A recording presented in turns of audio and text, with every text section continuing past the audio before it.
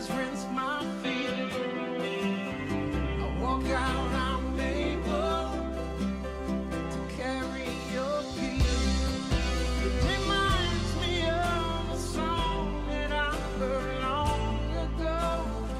Maybe I've always known that you were right there. A simple melody playing over and over in my dreams. But somehow out of reach, eluding me until I release. You come close to me when I release, and I let you take the lead when I release. My heart starts to see when I release. When I release, you said, come to my garden, eat from my tree, step in my river, let it take you deep. Your heart is my temple, your tears rinse my feet. You walk out, you're able to carry my peace. It's an ancient sound heard from the ones who came before. Now it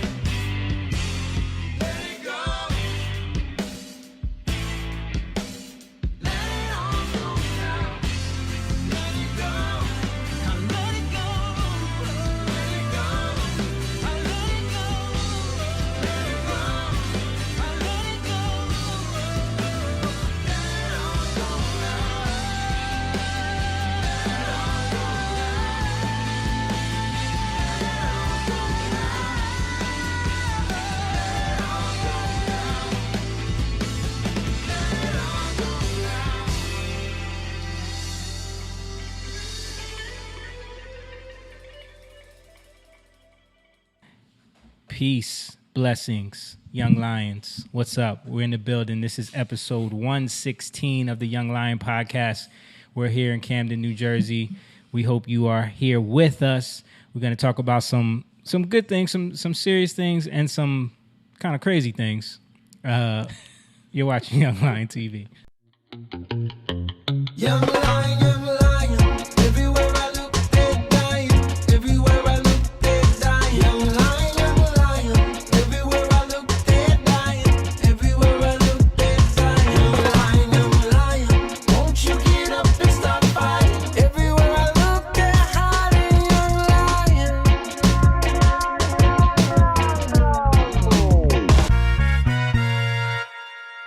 That's right. We're here Tuesday night, so it's time to talk some shit, guys. Let's talk some shit. We're in the building.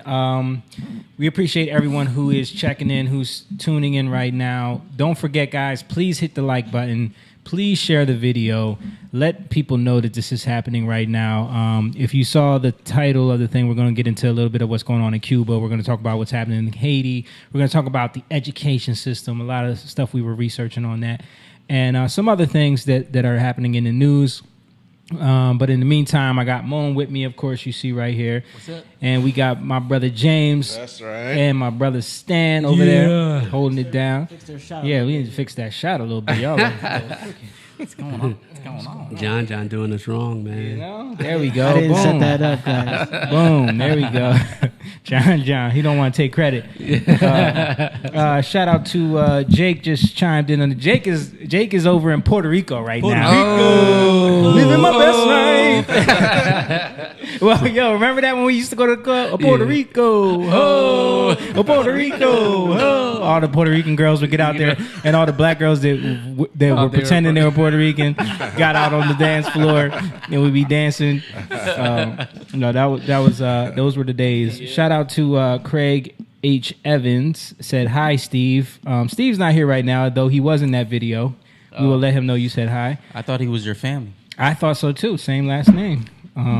My mom said, "Hey guys, what's up, mom?" Hey, Mom. And Jake said, "Yo, what's up, Jake? Hope you're having a good time over there in PR. Yo, let us know if you want us to rendezvous you into the conversation. We'll bring you in for a little bit just to say what's up and make us jealous with your. Yeah. I saw one of his background. stories. I saw one of his stories earlier. He just shooting the blue water while he's on a boat.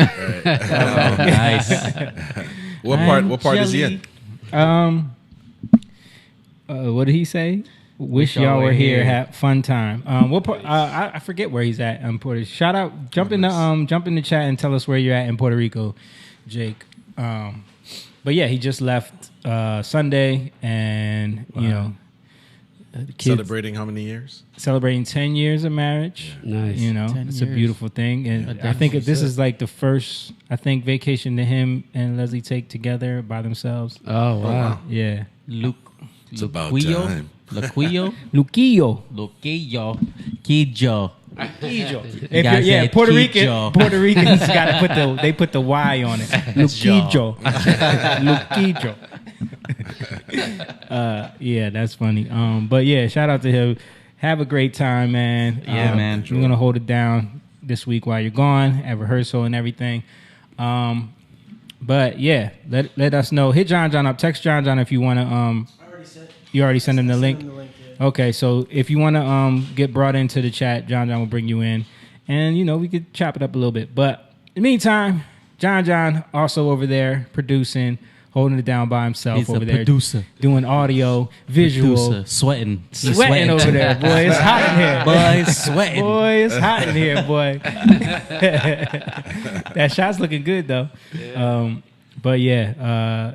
And, yeah, so what's been going on, guys, other than the usual?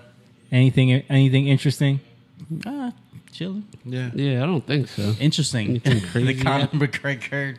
Yo, what's up with people breaking their legs, yo? I mean, it's just yeah. the way it is. They ain't drinking that milk. Yeah, you ain't listen to them commercials. Everybody good, right? All these vegan lifestyles. Almond milk and I'm pretty sure he eats meat. Bro, like I can't even. It makes me gruesome, like cringe. Yeah. Like, ugh. I remember Silver did it. Like, Yeah. ugh. such an injury. Yeah, man. It was- There we go. Boom. Put that up, John. I wonder, do you think it's from? Yeah, let's see. I think- Yay! That's a back step. Yeah, that's So him he's- stepping he's back. landing. That's him. Can't do it. But look at his face. He looked like he was already getting pounded up pretty Oh good. yeah, he was getting yeah. lit up. Yeah. Talking all that shit. Yeah. Yeah, I was. We went to Buffalo Wild Wings to watch it, and we could see the crowd reacting to it. But I think people are tired of his antics, though. Unfortunately, trash talking has become like it's not. It's just like fake. You know. Right. I don't think Yeah. he means it. Like WWF. Exactly. Like, I was gonna say the same thing. It's. I think it's bled its way into actual sports, but that's always been like. That's been the formula for like entertainment for the longest. And combat sports, it gets more because you're physically going to fight. Yeah. So, you gotta Right. have people invested. Right. In it. Yeah. People gotta want to see y'all fight. Yeah. Yeah. Because But- you could be they could be the technically the best fighters in the world, but if they're boring, Yeah. people Yeah, won't you're watch not- them. you're You not know, gonna sell. and I think that's where Mayweather was genius about Yeah. his promotion tactic Yep. because he knew that his fights were going to be more technical. His fights weren't going to be like Mike Tyson fights, or like there wasn't going to be all these knockouts. So he had to make people want to watch to see him lose. Right. You know, Persona, and, right? yeah, and that's what he. That's when he switched. That's when he Yeah. started making all the money. Because in From the Pretty beginning, Boy like Floyd you, to Money Mayweather. Yeah, Yeah. you saw that he seemed like just a wholesome dude. Yeah. You know that Yeah. he really didn't talk trash. Yeah. And But he was cracking back then. But and unfortunately, the fight game, it is you have to get vested into it, emotions Yeah. and stuff like that. Yo, I think he went overboard though. this Yeah, time. talking about this guy's yeah, wife he- and- yeah, he's talking about murdering. Really? Yeah, he's talking about he was murder. him and his crazy. wife. That's insanity. Yeah. It's not that like this is the thing about it. I think it's all just like I think it's getting exposed how like ridiculous it is to care so much about these things. To care about these guys. And so getting- the guys who were cheering at the Buffalo Wild Wings were young and Yeah. they just wanted to be. They're filming themselves. So yeah, they're more about Yeah. playing the role of themselves. yeah, exactly. This is something that they want to fulfill. Yeah. It's Wow. never the guys that are like students of the game that are they're like right. going Right. some drunk dummies that just Right. want to be like we're Listen, doing it, y'all. If those referees and official wasn't around him, he would never say in a street fight. He would never be talking. Yeah. That's right. I wish you'd come back. My leg's broken. He would never do that. That dude tap dance on his head. Exactly. But it's just a shame that it has turned into Yeah. the antics and because they use it to sell the fight too. Right. Oh yeah. That's what they do, and they know they're going to make a bunch of money. So they put Dana White he likes that. Right, You know. Right. And it really sells. It was sells if trending. they It was really number mean it. at that night. Was there like a soccer game? Like a Yeah, major, yeah. yes. There were a couple of major sporting events. And Yeah, UFC was Yeah. number one. Brazil, Oh, wow. Argentina beat Brazil. Oh, really? Yeah. I didn't same even know night, that. 8 o'clock. If Yeah. you're wondering what the noise is, it's actually Jake. We already know. Oh, that. yeah. I figured that was the ocean. Is there a way you can mute that until we get him on camera? I'm trying to. Yeah, there you go. There we go. So I'm trying to get him on. It's like a little delayed.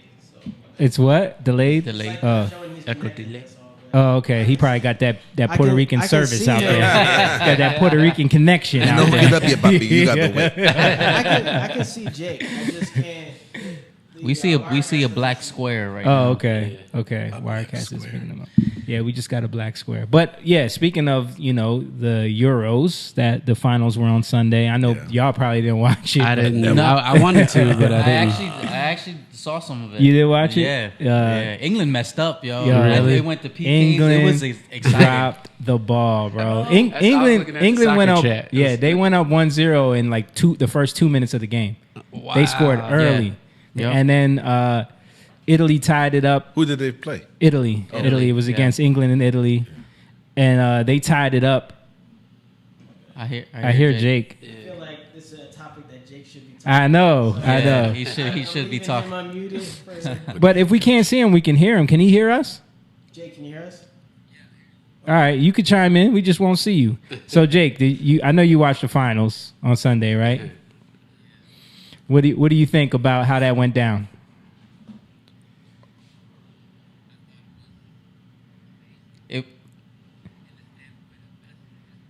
No, not that final. No. We're talking about. We're talking about the more important We're one. talking about. We're talking about England and Italy. Yo, about Messi though, I watched that game too. Messi was not like Doing what he does. on top of his, like he was messing up. He's old, man. Yeah, he was messing up. We'll come back around to England, Yeah. Italy.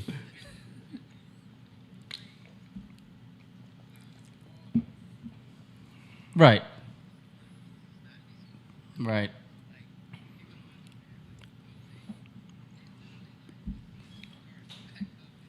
They never stop playing. Yeah. Soccer never gets a Yeah, break. that's though. that's understandable. That's you know.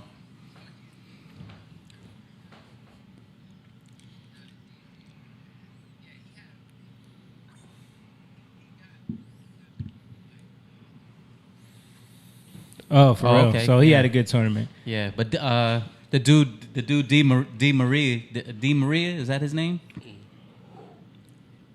Yeah, he played pretty good. Well, Jake was telling me that he saw that the team was fighting as hard as they could to get, because Messi's never gotten the title on Argentina. Yeah. So they were like fighting as hard as they could, because that was like the one blemish on his career that people always said, oh, he never won a national game. You know, he never got Argentina anything. So Right. finally, like that, the team wanted him to have that win. Right, You know, right. so That's good. that's what that's what Did he Jake. win? Yeah, they won the South America, like, so the Europe is, you know, of course, all the Europe Yeah. teams play, and then they had one for South Yeah. America. Okay. Euros is the South America's Copa, right? Right, Yeah, Jake? Copa. I think. Copa America. Yeah. Yeah. Wow.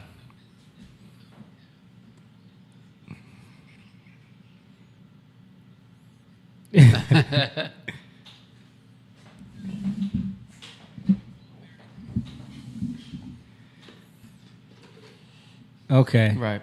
Bear with me for 1 second. Okay. No one cares about the Gold Cup. But yeah, see, Trinidad just played Mexico. Nice. Suddenly being the character. Suddenly, I'm interested. How did they Tell me do? more. Yo, Jake. I'm sure they Jake, lost. So I don't know if you feel the same way as I feel. Messi was like genuine tears. He won or whatever like that. But what's annoying dude? Ronaldo? Neymar. Did you feel like Neymar just wanted to be in the center of attention, dude? Like when all the rest of his team was like gone, while Argentina was like celebrating, he's walking around crying, making sure that he's next to the Argentinians, seeing that he's crying. Like, bro, yo, go in the locker room, man, get out of He here. wanted a piece of that spotlight. Yo, for Neymar, I would expect something like that. I was like, man, are you serious?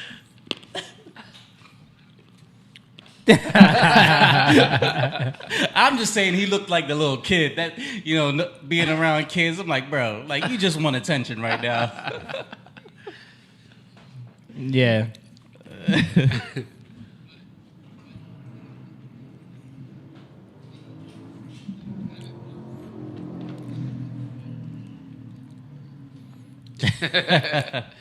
Yeah.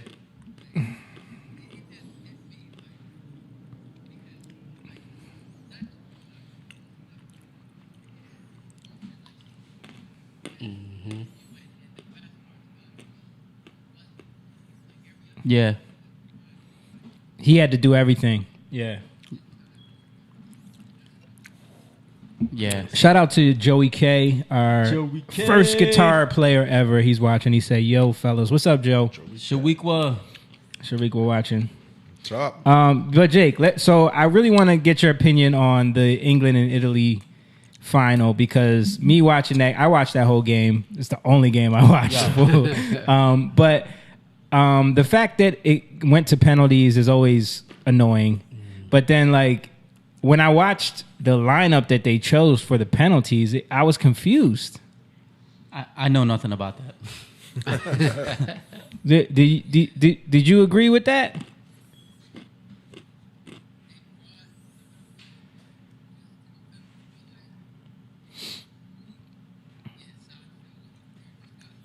That's what I'm saying. Like the one dude is 19 years old. Yeah. The black kid and I, you know, of course a bunch of racist people in England are saying, oh, he did it on purpose because he, you know what I'm saying, like he didn't want us to win. Like, come on, are you serious? Yeah. But the coach, go ahead.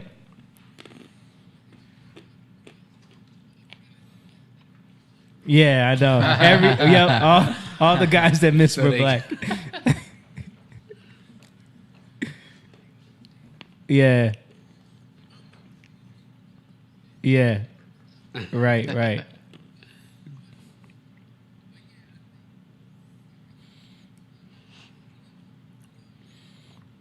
19 years old playing in the national final game.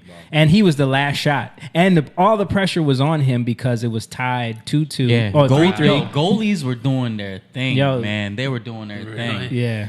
Well, Goodness. it was a lot of bad shots, but Yeah. Kicking oh, it there right, he is. Kicking it right now to we them. see you. Yo. Now we see you. Okay. Oh, now we For a don't. second. Yeah. So to put that pressure on this, and I get it. Like sometimes the coach will stack the beginning of the penalties because they want to get ahead, you know. But now the goalie made a great save, and this, like, you need this kid to tie it up. If he misses this, they lose. You know. Wow. And he just hit the post, bro. Oh. He hit the post. And the goalie went to. He didn't hit the post. No, he hit the post. No, he just got blocked. It was a bad penalty. Now we got No, the we're double, talking the about. double audio. We're talking about genre. somebody else. One of the other dudes missed the. No, that was the other young guy. He hit the post. That dude hit the post, and the goalie went the opposite way. Yeah, the goalie And went the he- opposite and he hit way, the and he hit post. the post. Oh, snap. That was the That was last the shot. first- That was the the very last- last shot. No, that wasn't the last shot. The very last shot, the dude kicked it to the right, and the goalie went. Yeah. The goalie made a block. Yeah, Okay, Yeah. the last shot was just not a good penalty. that was the 19-year-old boy, Yeah. right? Right. But Yeah. all the pressure was on him. Right. Their goalie made a stop, save, and it yeah. was So they needed they him would to have score. tied it up, and I don't know if it goes to a second PK after that. What if it's tied No. up? Yeah, if he tied it up. What do they do? Just 1-for-1 at that point, right? Yeah, it's literally like It's a just- make it or break it Who- type thing. exactly. Yeah. Oh, wow. Whoever misses first loses. Yeah. I don't know. I like it. That's exciting to me. It that's becomes exciting. it becomes exciting at that point At that because point. it's so hard for a goalie to make a save on a penalty shot, Right. you know. And think about it, like, you know how close a penalty shot is, Yeah. and these dudes are superior level players. Best of the best, kicking that. But it's something about the mental of all that pressure being on you at the end that Yeah. a lot of these guys miss them. Right. And you would even never the think. greats. Yeah, that's what I'm Messi. saying. Yeah. Messi. Like, you Yeah. could watch these dudes pinpoint score from halfway across the field, Yeah. but then when it comes to that pressure of the What you penalty drinking over kick, there? Right. What you drinking over there? Crazy. what you got, Jake? I got mojito. Mojito. Yeah. Yeah. What's Leslie drinking? I know she's nice. She's we're sharing this. Oh, okay. Okay. We're sharing. She's It's, still nice. She's still nice. Passion fruit and coconut. Okay. Nice. All right. Well, I just wanted to get your take on that. I thought that the coach did a bad job of lining up those penalty kicks. He He and England definitely- choked. I don't think he should have put that much pressure. I felt like England started off well, but they tried to hold on to something instead of like pushing for another goal, and that affected them because then Italy just started getting stronger. So it should have Yeah. never went to penalties, Yeah, in agreed. my opinion. But anyway, enough about soccer. So how's the trip going? It's going good now. Jake's always got some horror stories when he travels. What's going on? What happened? First day, man. So, okay, this will be the last time I take a connecting flight. Okay. That's the first thing I'll say. I always try to avoid Because- that too. Where'd you Yeah. go to Miami? to Fort Lauderdale, and Oh, sorry. then there was a hurricane. Oh snap! So, and it was quick. It was like, I mean, it was technically a tropical storm, but it was like 60 mile per hour wind. Right. So your so flight they- got delayed? Our flight got delayed 4 hours, Whoa. Whoa. and the way we took JetBlue, and I'm shutting them out because they Jet did a who? horrible job. You took Jet. You took Jet who? Well, that was your Yeah. that was your first mistake there. Well, I thought they were good back in the day. They were good. So I guess they're not that good anymore, Bro, Um, it's so like did we it's ever like take JetBlue? Spirit and JetBlue, like they're in that No, it's not same. Spirit, it's Spirit and Frontier. No, but JetBlue is there with them. Oh well, I rode Frontier before. now I know that. Yeah. I don't remember Frontier being that bad. Yeah, Frontier and Spirit are along the same lines. Frontier lower than JetBlue might be a little bit above them now. I thought they were better, but yeah, I got stuck there for a while, and just the way they handled it in Fort Lauderdale sucked. And then once we got to Puerto Rico, I'm waiting for my bag, Oh no. Oh man. Leslie gets her bag, but my bag never showed up. Oh. Yo, this is the second This time. happened to you when you was in Orlando. Yeah, yeah. They sent your So, bags to Dominican Republic. Are they there? Are they there now? Like, yo, wrong island, yo. So, I was pissed. And the thing was, I brought a carry-on, and so I wasn't gonna check it, but they asked me. Oh, they gate Yeah, checked you, gate-checked you. and then they They lost it.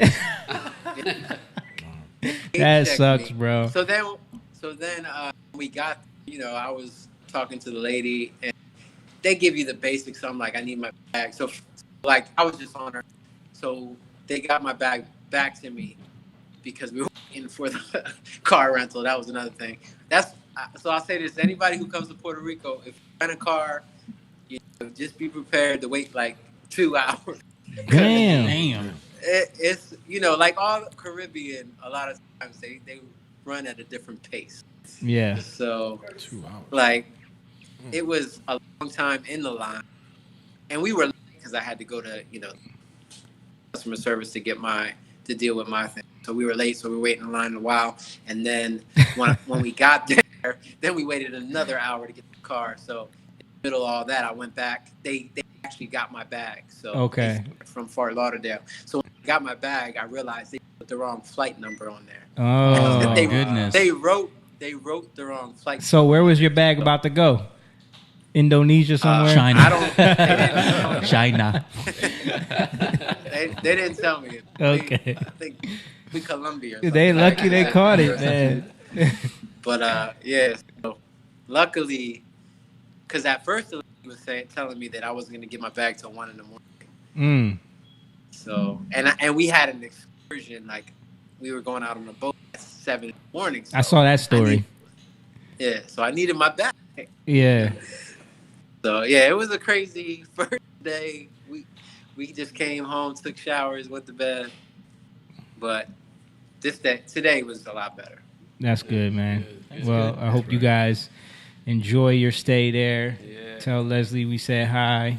Yeah, and happy anniversary, man. Yeah, happy Yeah, man. anniversary. Thank you. She's right here. Hold on. Can you see us? Yes. Oh, yeah, there you go. Hey. She's your queen to be. Vision. John ain't get James singing. You missed it. Yeah, that's what's up, man. I'm glad you guys are out there. Get to spend some time away. I've been hanging out with your kids every day. They've been coming Yeah, I over. know. They'll be over there tomorrow too. So, I but heard it's fun, you're- man. They're having a great time. They're having a great time. Right, right. So, Yeah, Enjoy I it. know. I hear that. yeah. All right, man. We just wanted to holler at you, check in with you, let you get back to your guys. mojito. Yeah. Mojito. Festivities. We got some interesting stuff, man. We wanted to get into Yeah. something today, but we're gonna wait till you get back. Okay. Yeah. I'll be We watching. need your take on that. Yeah. So we'll wait. Okay. All right, man. I'm watching you guys.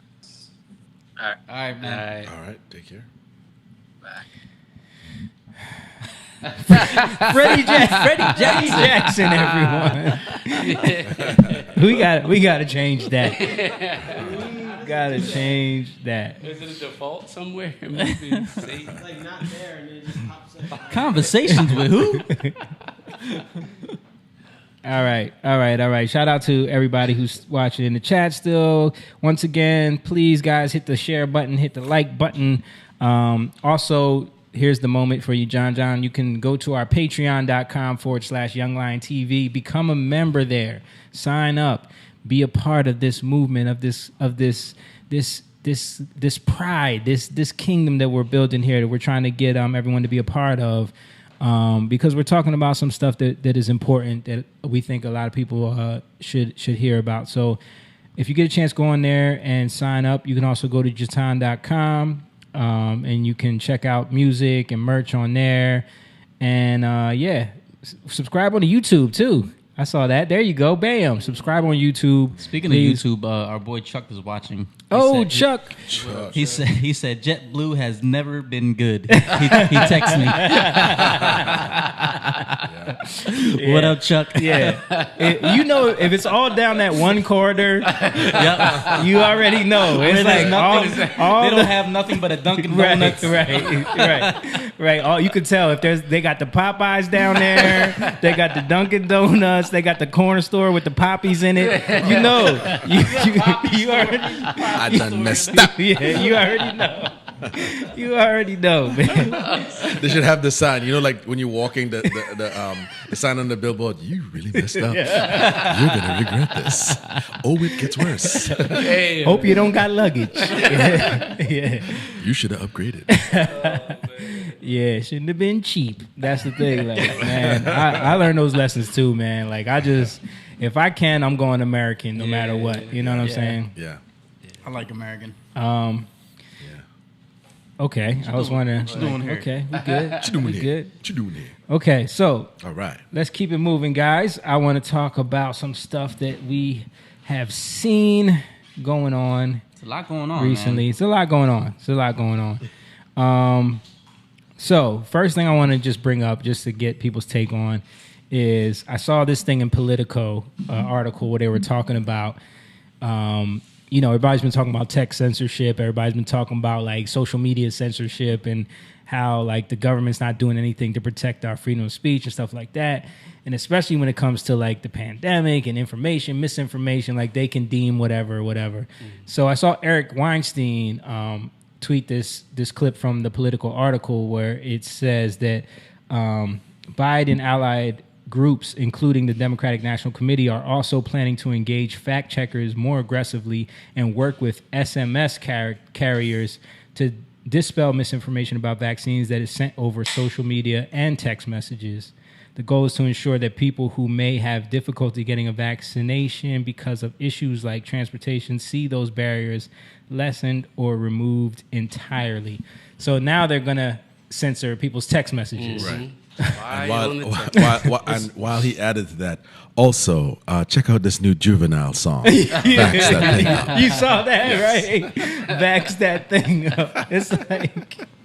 It's like, yo, y'all haven't seen that? No, I didn't have see not. the backs the thing up. You didn't see that? Okay, I'm gonna find it. Y'all, you talk amongst yourselves. Is it really juvenile or Is it because of misinformation, or is it just because they don't want anybody challenging? Yeah, I honestly think it's because they don't want people challenging it. Yeah, they want you to comply. Because it's Big Brother, man. Yeah, right. Have they showed? Oh God. I'll send it to you if you want. I got it right here.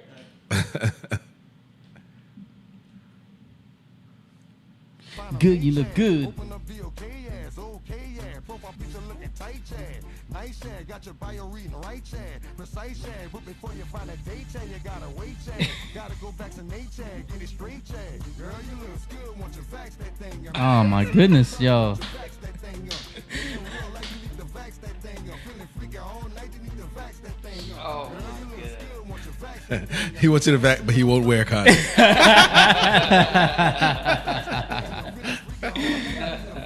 But it's just like, come on, bro. This is how dumb they think we are. Right. How do we get black people are not getting vaccines at the rates we'd like? what do we do? Get an old washed up rapper to make a song about it. That'll motivate them. Like, come By the way, on, when he's man. saying like emails and texts or whatever, what he's just saying, but people sharing. So no, they're going after cell phone carriers now. Oh, okay.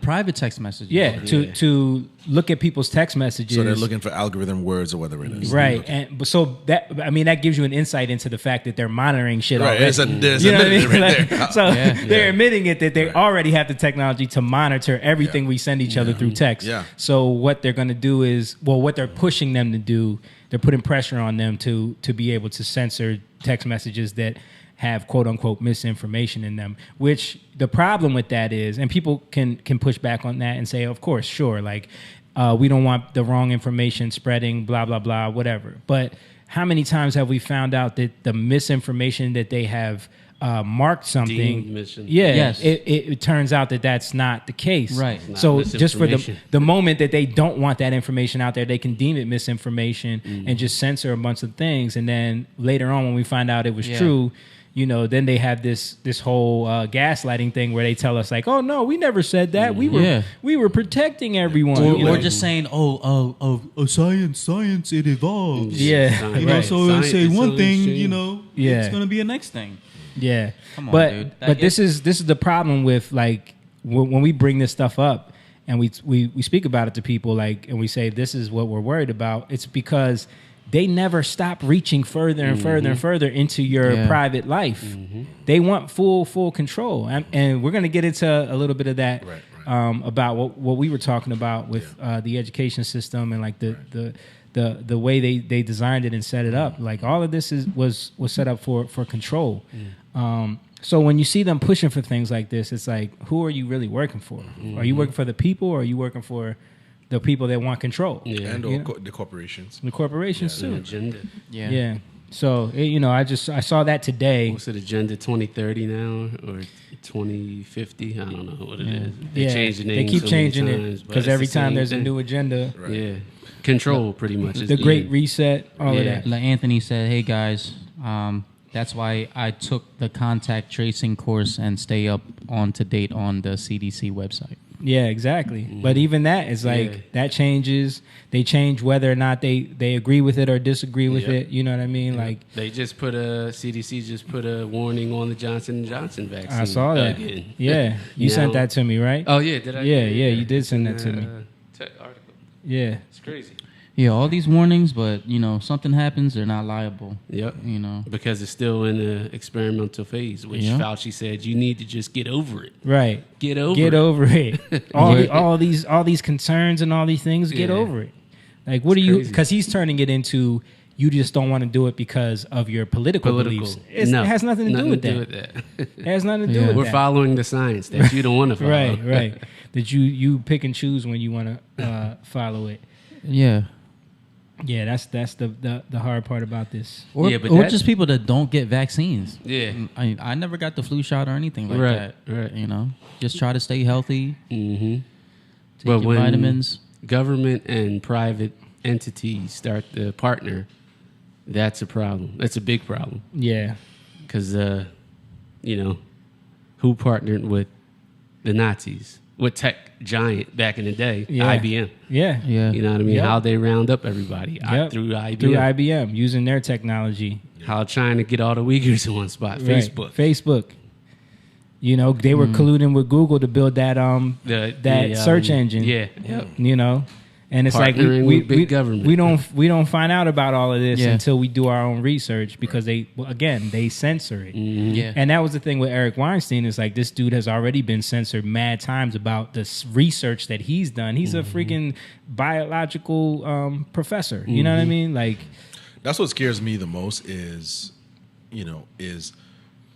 them censoring other scientists. Like I think based on the situation here, if this is truly what they're saying it is, why wouldn't you entertain all avenues to kind of see Right. how this thing plays out? Yeah. But you're basically saying we want this is science to us, only this, Yeah. Yeah. only this, and we're going to control anybody who says anything contrary to what we're saying. there was a dude Yeah. on Joe Rogan. That's what's disheartening last to week. me. Yeah. There was a dude on Joe Rogan, a scientist, talking about that last week, Right. and I think he's like, he's some like super smart scientist. So I forget exactly what he did, but he was talking about that. He was talking about his concern and what he saw through this whole pandemic was the fact that people allowed politics to supersede what science was supposed to be. Where it's like there is no objective.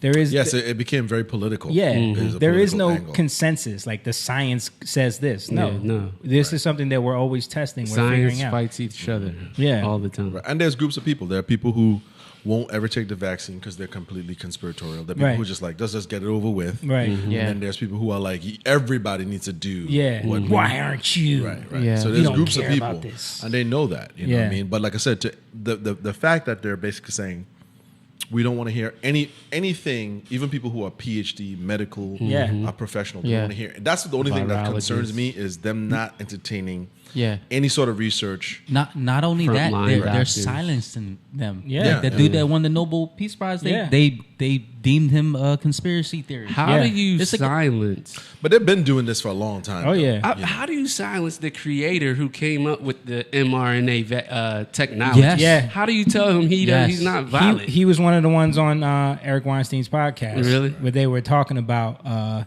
all of this. They were talking about the treatments that they found through actual use, through clinical yeah, use, yeah. that were working, that they can't even, like, if we say it on here, they'll probably take this video. Right. But you know what what's I mean? happening though? What we're seeing, and people are not doing enough research. So part of what's happening is, aside from the political agenda, it's what people don't understand is these people partner. They become either consultant, they become partners, they become executives with these companies. Right. So aside from your own maybe political choice or belief, whatever, put that aside. It's not watching. These people end up sitting on the board. Many senators and politicians end up leaving when their political career is over. They'll go and They get jobs. They get jobs high level with it, jobs at these companies. And this that is a they- fact. You can Yeah. you can go see. I was just telling you, John Boehner, the former Speaker of the House, is now the head. Oh, he's not the head, but he's at least sitting on the board, of some- a cannabis company. And he was a super conservative against Spent drugs. years- Dare right. this. Right. Drugs are bad. Drug Wow. abuse, You know, resistance, send them education. Send them to jail. Right. You know what I'm Right. saying? And Right. now he's So- on the board of yeah. a cannabis company. Right, Wow. right. Yeah. And that, I think, to me, that's what I feel. I ask people is think about that for a second. Put everything aside. Just think about that. Don't you see the hypocrisy in that? Yeah. You know what I mean? Or at least if you can't see that, Right. look at this and say, does this make sense? Yeah. You know what I mean? Or why? Right. You know what I mean? Somebody who railed against something for years all of a sudden sees it when they have a vested interest, especially one economic, right? Yeah. And that's what's happening. A lot of times politicians, their gateway after their political career is over is corporate jobs. Yeah. Or, as Or writing consultant, books yes, or yes. all of Yeah. these things that Yep. they're setting up their life Right. career. Right. Or they can just become a career politician by doing a bunch of favors, Right. i.e. Nancy Pelosi, Joe Biden. Joe Yeah. Biden, Chuck Yeah, Schumer, you these know. people that have been in what's his Senate name? for Cory Booker. Yeah, Cory Booker's another one. Maxine Waters, all these people that have been in there for 40, 50 years. Right. You know, they're just getting rich off of being in public office. You know? Yes. Yep. Nancy Pelosi got caught again investing in something that had just got legislation passed. Like she's Right. constantly getting caught. And we see how blind it is because remember when I was telling you about Elizabeth Holmes? Yeah. And what she did, she got a bunch of them. They just jumped right on in. Yeah. You know what I mean? Yep. Because they're looking for the next big thing. Right. So they're not even doing their research. They're just jumping in because it's a political game. What was that Sort of- technology called? Theranos? Theranos. Yeah. Theranos. Yeah. Remember when we talked about that on here? Theranos, yeah. Elizabeth Holmes. Yeah, She was that young blonde girl who changed her voice Oh, to yeah, sound deep yeah. and tricked That's everyone into right. thinking she had Just just like Steve Jobs. Steve Yeah. Jobs. Yeah, yeah. It was yeah. a way to test plasma for cancer, I think it was. It was a way to.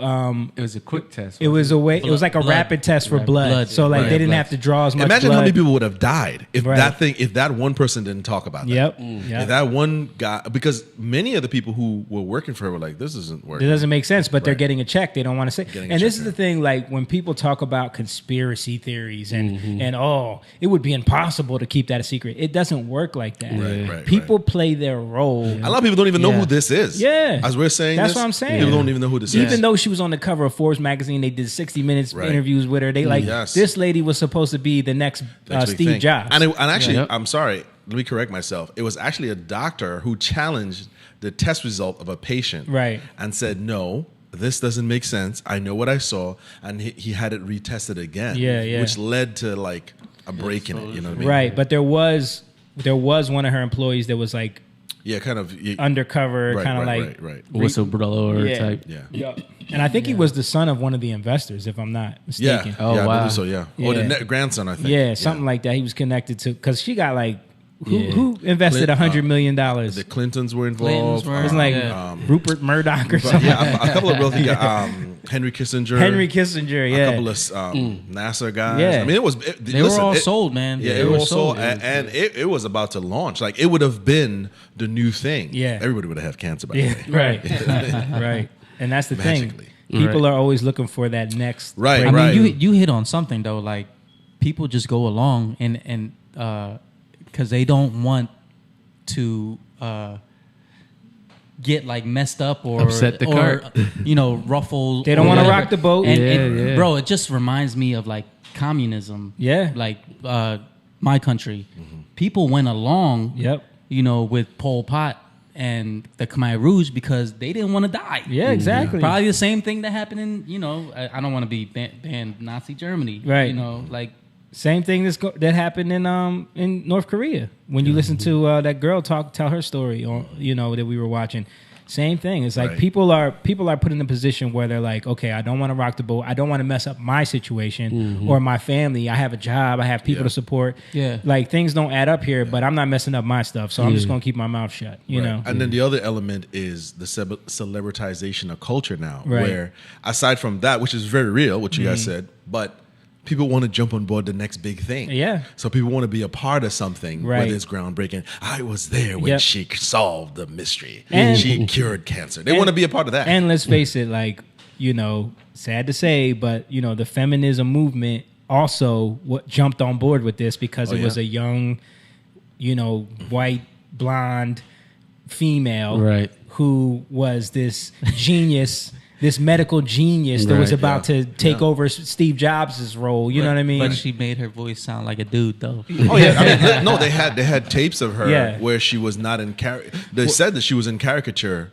pretty much. Because she knew that would make her stand out, make her sound more authoritative. So she would Right. drop her tone down here and say, I just believe. You ever watch the interviews where they actually asked her how the technology works? Yeah. And she does a terrible job of explaining it. It was like when you go back and watch it, you're like, yo, this should have been so obvious. But when you want it to be true so bad, Yeah, and that's what scares me because I think she was on the verge of becoming like it was like that close. Yeah.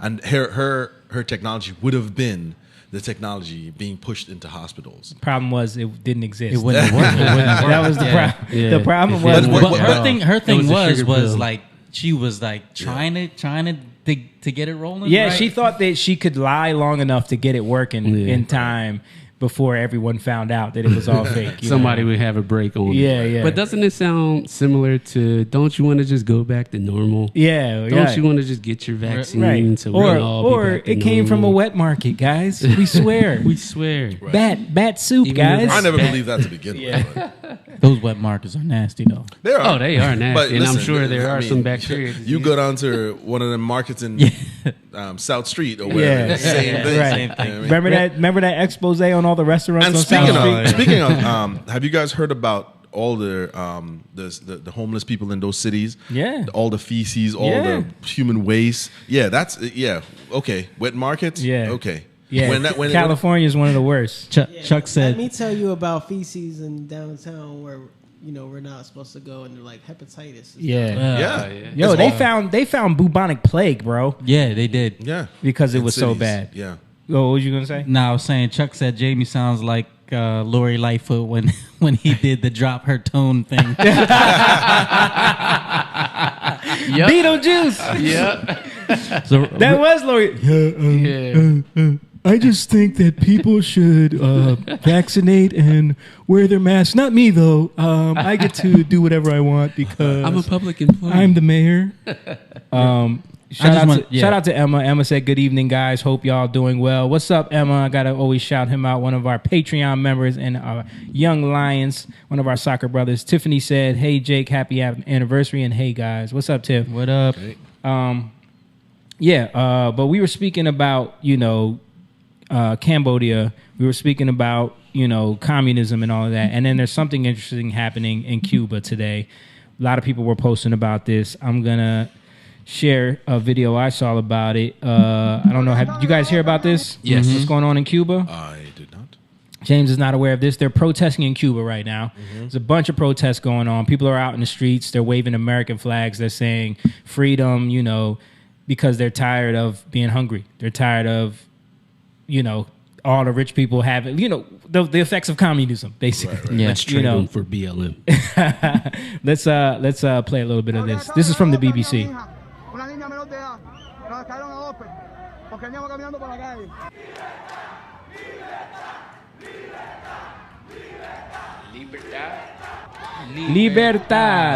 Liberty, which means freedom, of course. When did it start? This started like 2 days ago, I think, but it was real heavy today. We're here because of the repression against the people.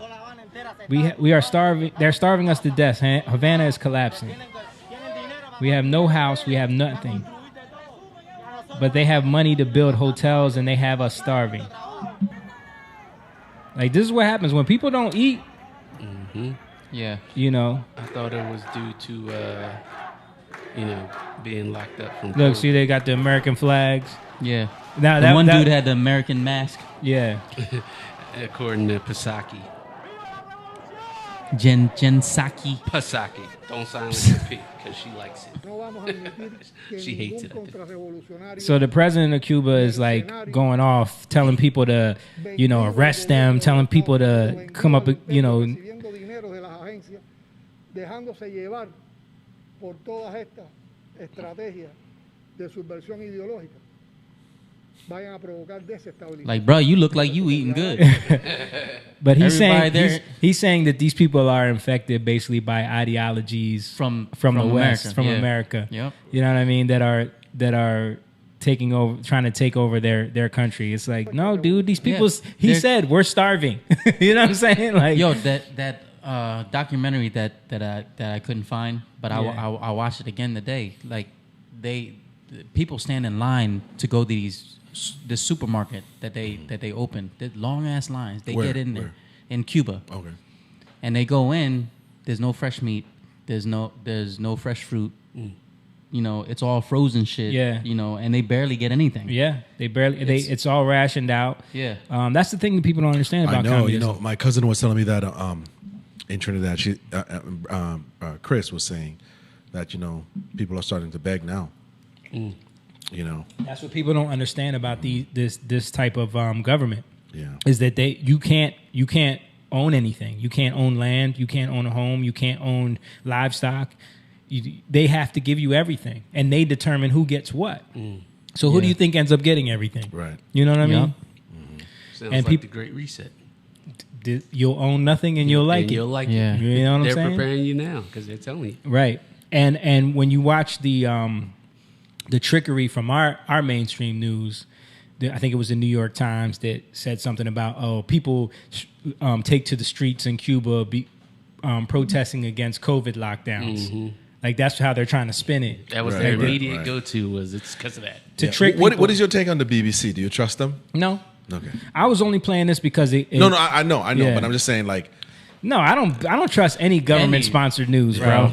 Like, that is because you all remember have that guy. agendas. You remember that guy that you were telling me about. I watched him. Yeah. The black dude had lived. He dreads. He lived in London, and he said when he was a soldier, when he was stationed in America, the narrative was one way. Yeah. And then when he went, the dude from New Jersey. yes, Yes. Oh, so when yeah. he went Yeah. over to the He other was country, he was Yeah. on Tim Pool. Yeah, yeah, he was. Tim Pool, yeah. So when he went to the other country, I can't remember the name of the country, by the way. Yeah. But he said when he went to the other country, the narrative was a totally different thing. Yeah. Yeah. You know what I mean? And he said that forced him, because he was so passionate about 9/11 Yeah. and going over there and hearing something else, but then talking to people from there, and they're like, what are you talking about? You know what I Yeah. mean? I think the confusion or whatever. But that's what I think people need to wake up to the fact that like everything that they're showing you Right. is never just to inform you. It's to inform and shape.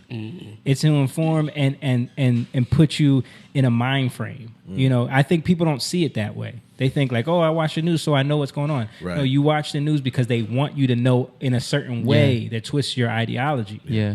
You know what I mean? So unless you can see through that and filter out all of the programming and all of the control, mind control parts of it, then you really you're gonna fall victim to that. As you're talking, I'm thinking about CRT. Yeah. Like what they're trying to do to these Yeah. kids. That's what they're doing to About these kids. shaping the way they think. And- But that's been the educational system from the Right. ground up. right, Like, because that they was leave the point. out stuff in history that you know when you Yeah. do some research you learn Yeah. later on in life. Speaking of CRT, I wanted to show y'all this other. You saw it. This other article. This headline I saw. Black mom sues school after she says biracial son received failing grade in sociology class for refusing to confess his white dominance. Like this is the effects of CRT. Yeah. Because they look at him Right. and see Oh, that he looks white. Yeah. He probably looks like me. You know what I mean? And it's like, so they would say, if I'm in a class with y'all, that I have white dominance over you, and until I can, but until I physically understand that and confess that, I cannot really operate in the world. You know what I won't mean? get a passing grade. Yeah, so I get to fail sociology because I won't admit. Well, they to the need fact, this to pass so then they can do the sexual thing. Yeah, you know. Right. This got to come But first. this is what I'm saying. This is why when you say, well, we'll give them that. No, they're Nah. never going to stop there. Yeah. You can't give them anything. That give them goalpost nothing. is moving. Right. It's moving. Yeah, it keeps shifting. It's not going to stop. Same thing with COVID. Don't give them nothing, man. Yeah. They're trying to come to your door now. Yep. Yeah, you heard about that, right? Oh yeah. Okay, so pull this picture up real quick. Let me actually. When you see this, what does this make you think of? Okay, let me just censor this out real quick. When I see that, what does that make me think? What would you expect this to be? I'm thinking a parrot. A kid, Zubilee Zoo. A Zubilee Zoo, bro. I was thinking. I'm surprised you knew what Zubilee Zoo was. That's from our childhood, man. Zubilee Zubilee Zoo Zoo. was not on cable, so I know. Zubilee Zoo. That's right. John, you remember Zubilee Zoo? That was before your time. Yeah. So this is actually teaching first graders about anatomy Are you kidding me, bro? and reading children's books to them. This is the person they brought in to do it. So where was this? I forget where. I could pull up the tweet and find out, but I'm gonna throw a dart at the wall and say California.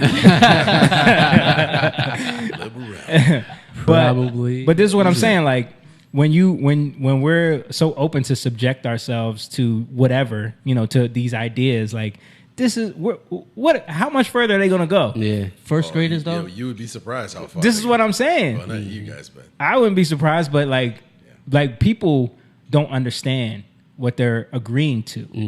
But it's like it's the frog boiling in water analogy. Like Never heard that. you never heard the frog. No. If you put a frog in a pot and you set the water to boil, the frog will stay in the pot and die because it keeps adjusting to the temperature of the water until it dies. it boils. If you throw a frog in a pot of boiling water, it's going to hop out because it's hot. You know what I mean? But if you let that water come up to boil, it keeps adjusting to the temperature. It'll do it with the cold too. Bro. So that's what they do to us. They just keep slowly boiling that water and we adjust and we adjust and we adjust. And then eventually you turn around and you look and you're like, what the hell's going on? Yeah. When did we get this far? And then you die. And then you die. But that's when you wake up Right. and realize But that's you're boiling always been and it's too happening.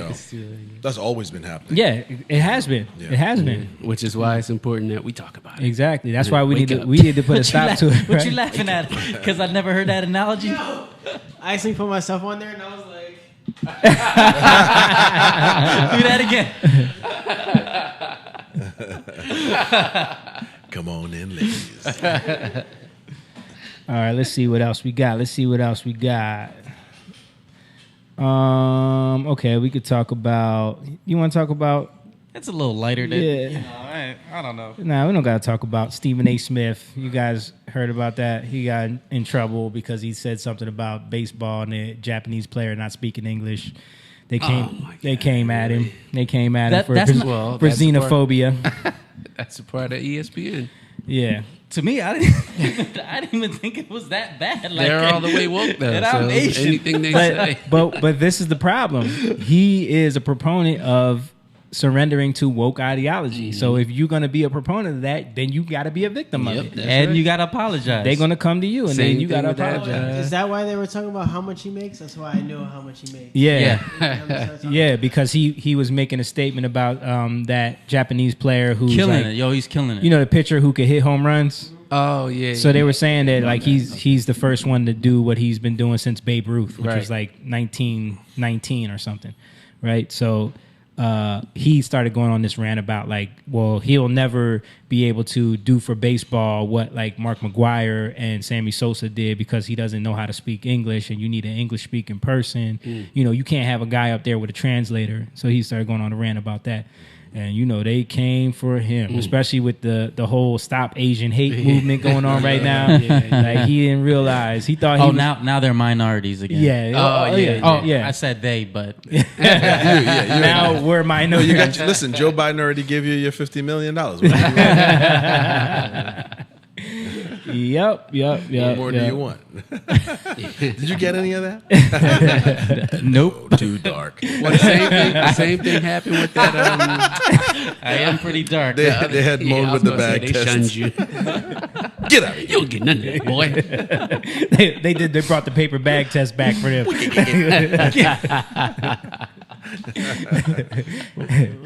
Too dark. Anyone lighter, get money. You don't get money. Too dark. You don't get money.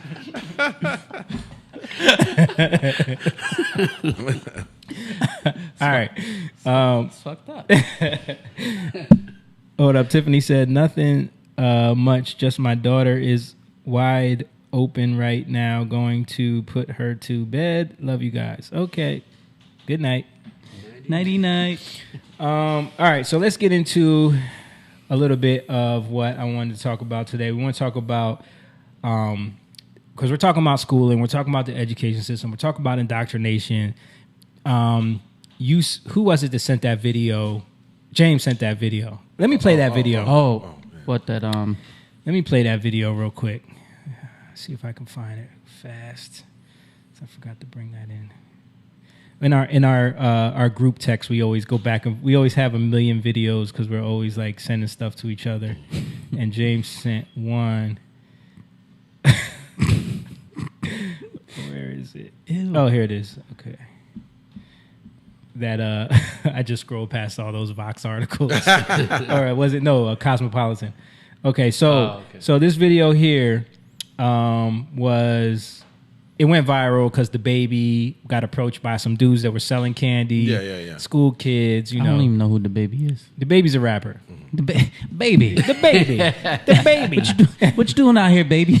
But I remember being a kid selling candy at school. You guys remember that, Yep. right? Mm-hmm. Even before. Airheads. I actually think that they stole that from the hood culture of selling candy at school, right? Yeah. Because you used to sell, was it Airheads and Jolly Airheads, Ranchers, right? yeah. But wasn't the Girl Scouts doing that though? Or the Boy Scouts?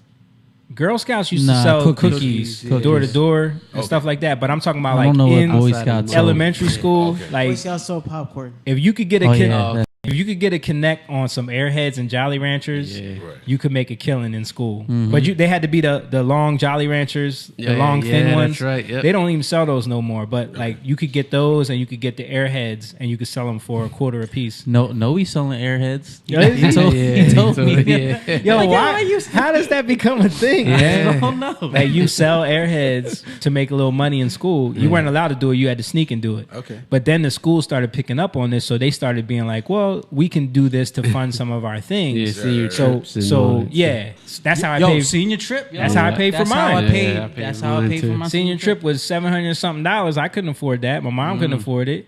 So I couldn't. they had these packages where you could sell candy. I'm sure they were making a killing. Oh, yeah. you Yeah. know. Right. Marcus Candy. Yep. Yeah, but a portion of it would go to your senior trip. So like if you sold enough candy, you could pay for your whole senior trip. And that's what I did. I know that's what you did. You did the same thing. Yep. And I got to go to Disney World selling candy in school, you know. But so this has been around for a while. But so what happened was these kids approached the baby. He's on his tour bus or whatever. We'll play the video so everybody can see. Paul said, "Yo, fellas, What's up, Paul?" All right, here we go.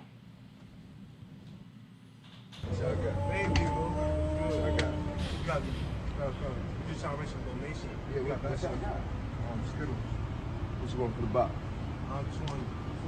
200. I mean, like, what you charge for? I don't know if y'all can hear that, but he's trying to look them out. They said we trying to make some money off this candy, blah blah blah, and he said how much you want for the whole box.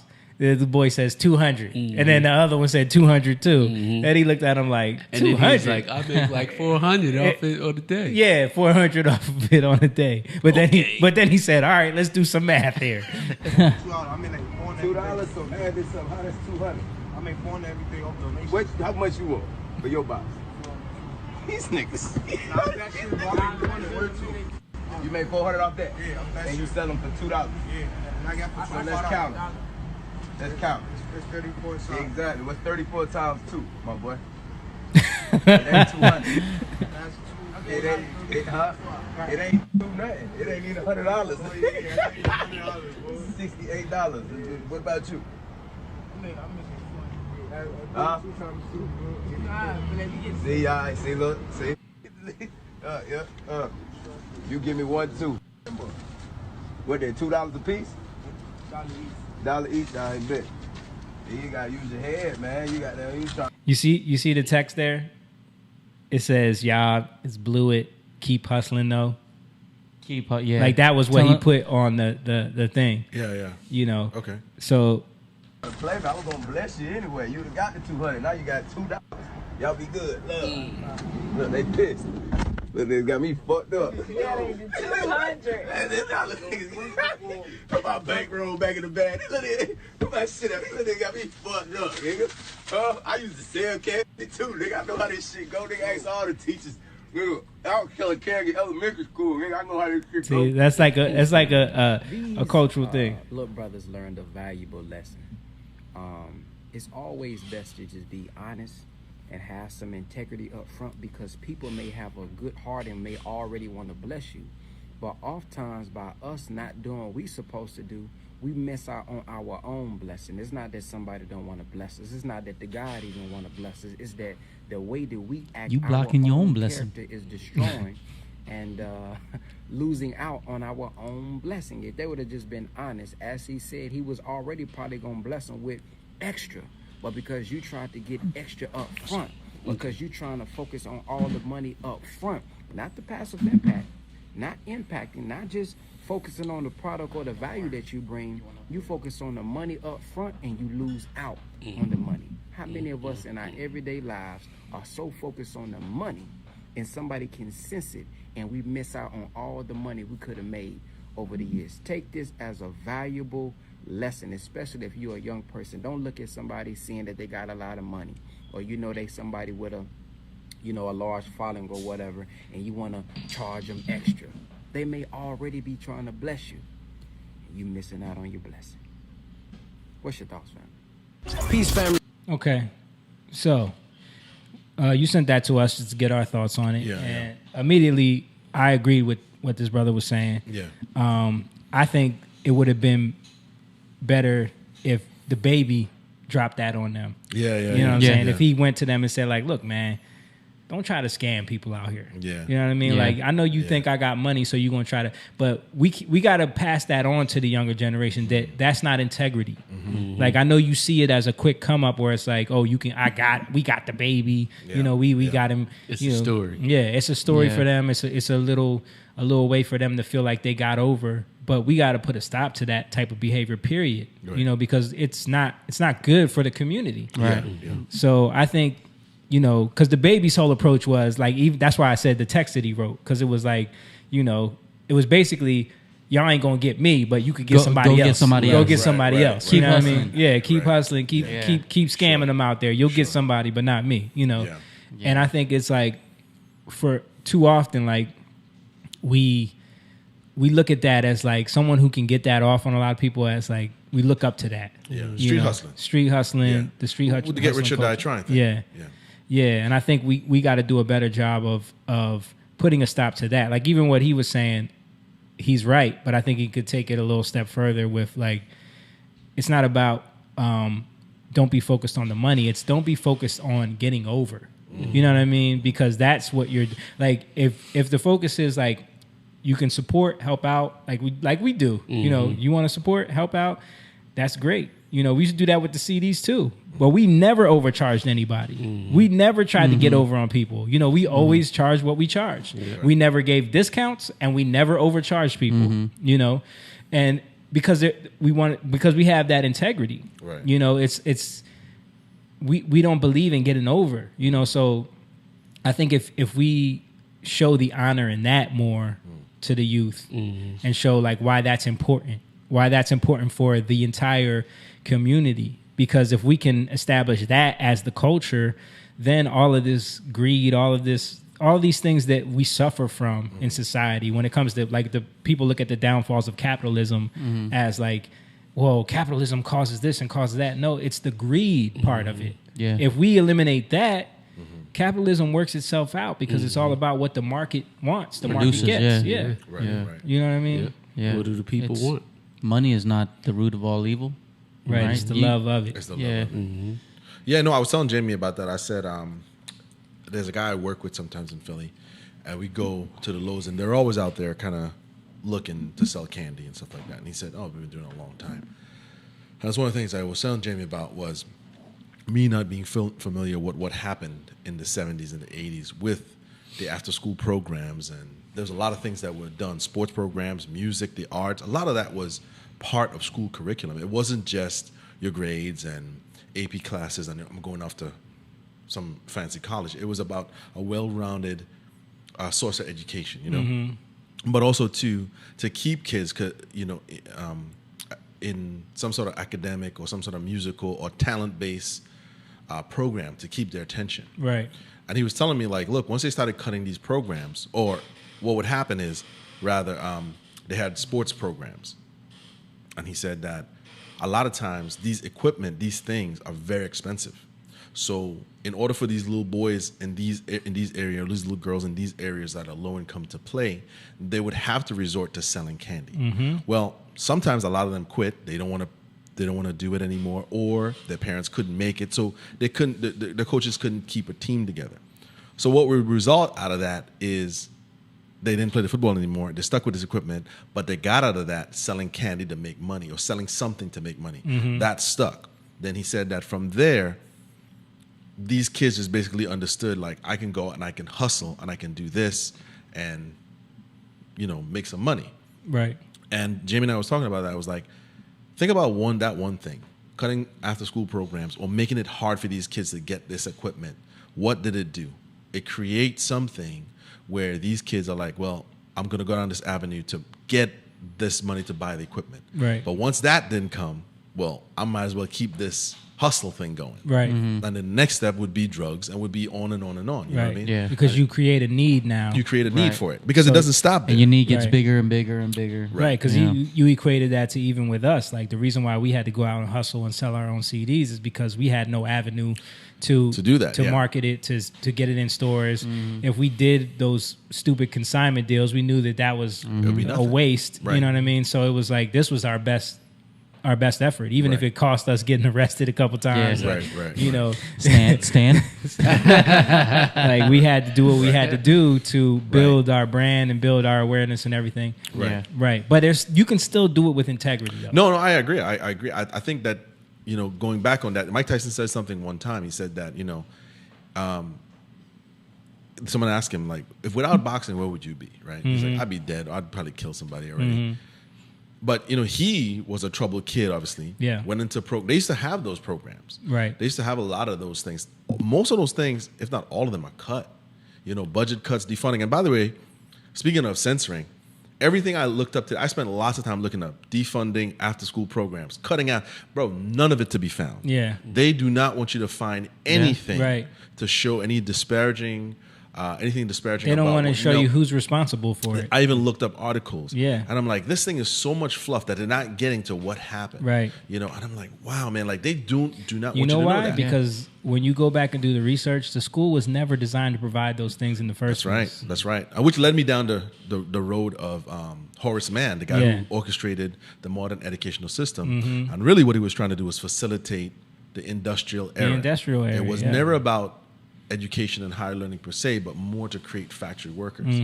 And they do a great job at censoring the elites, and many of these industrialists, some of their quotes horrific in what they thought of the American public. Right. Neither black or white. It was just It was what just they the thought, lower class. Just the lower class, Right. the working class, because these were the people that were going to facilitate their need. Right.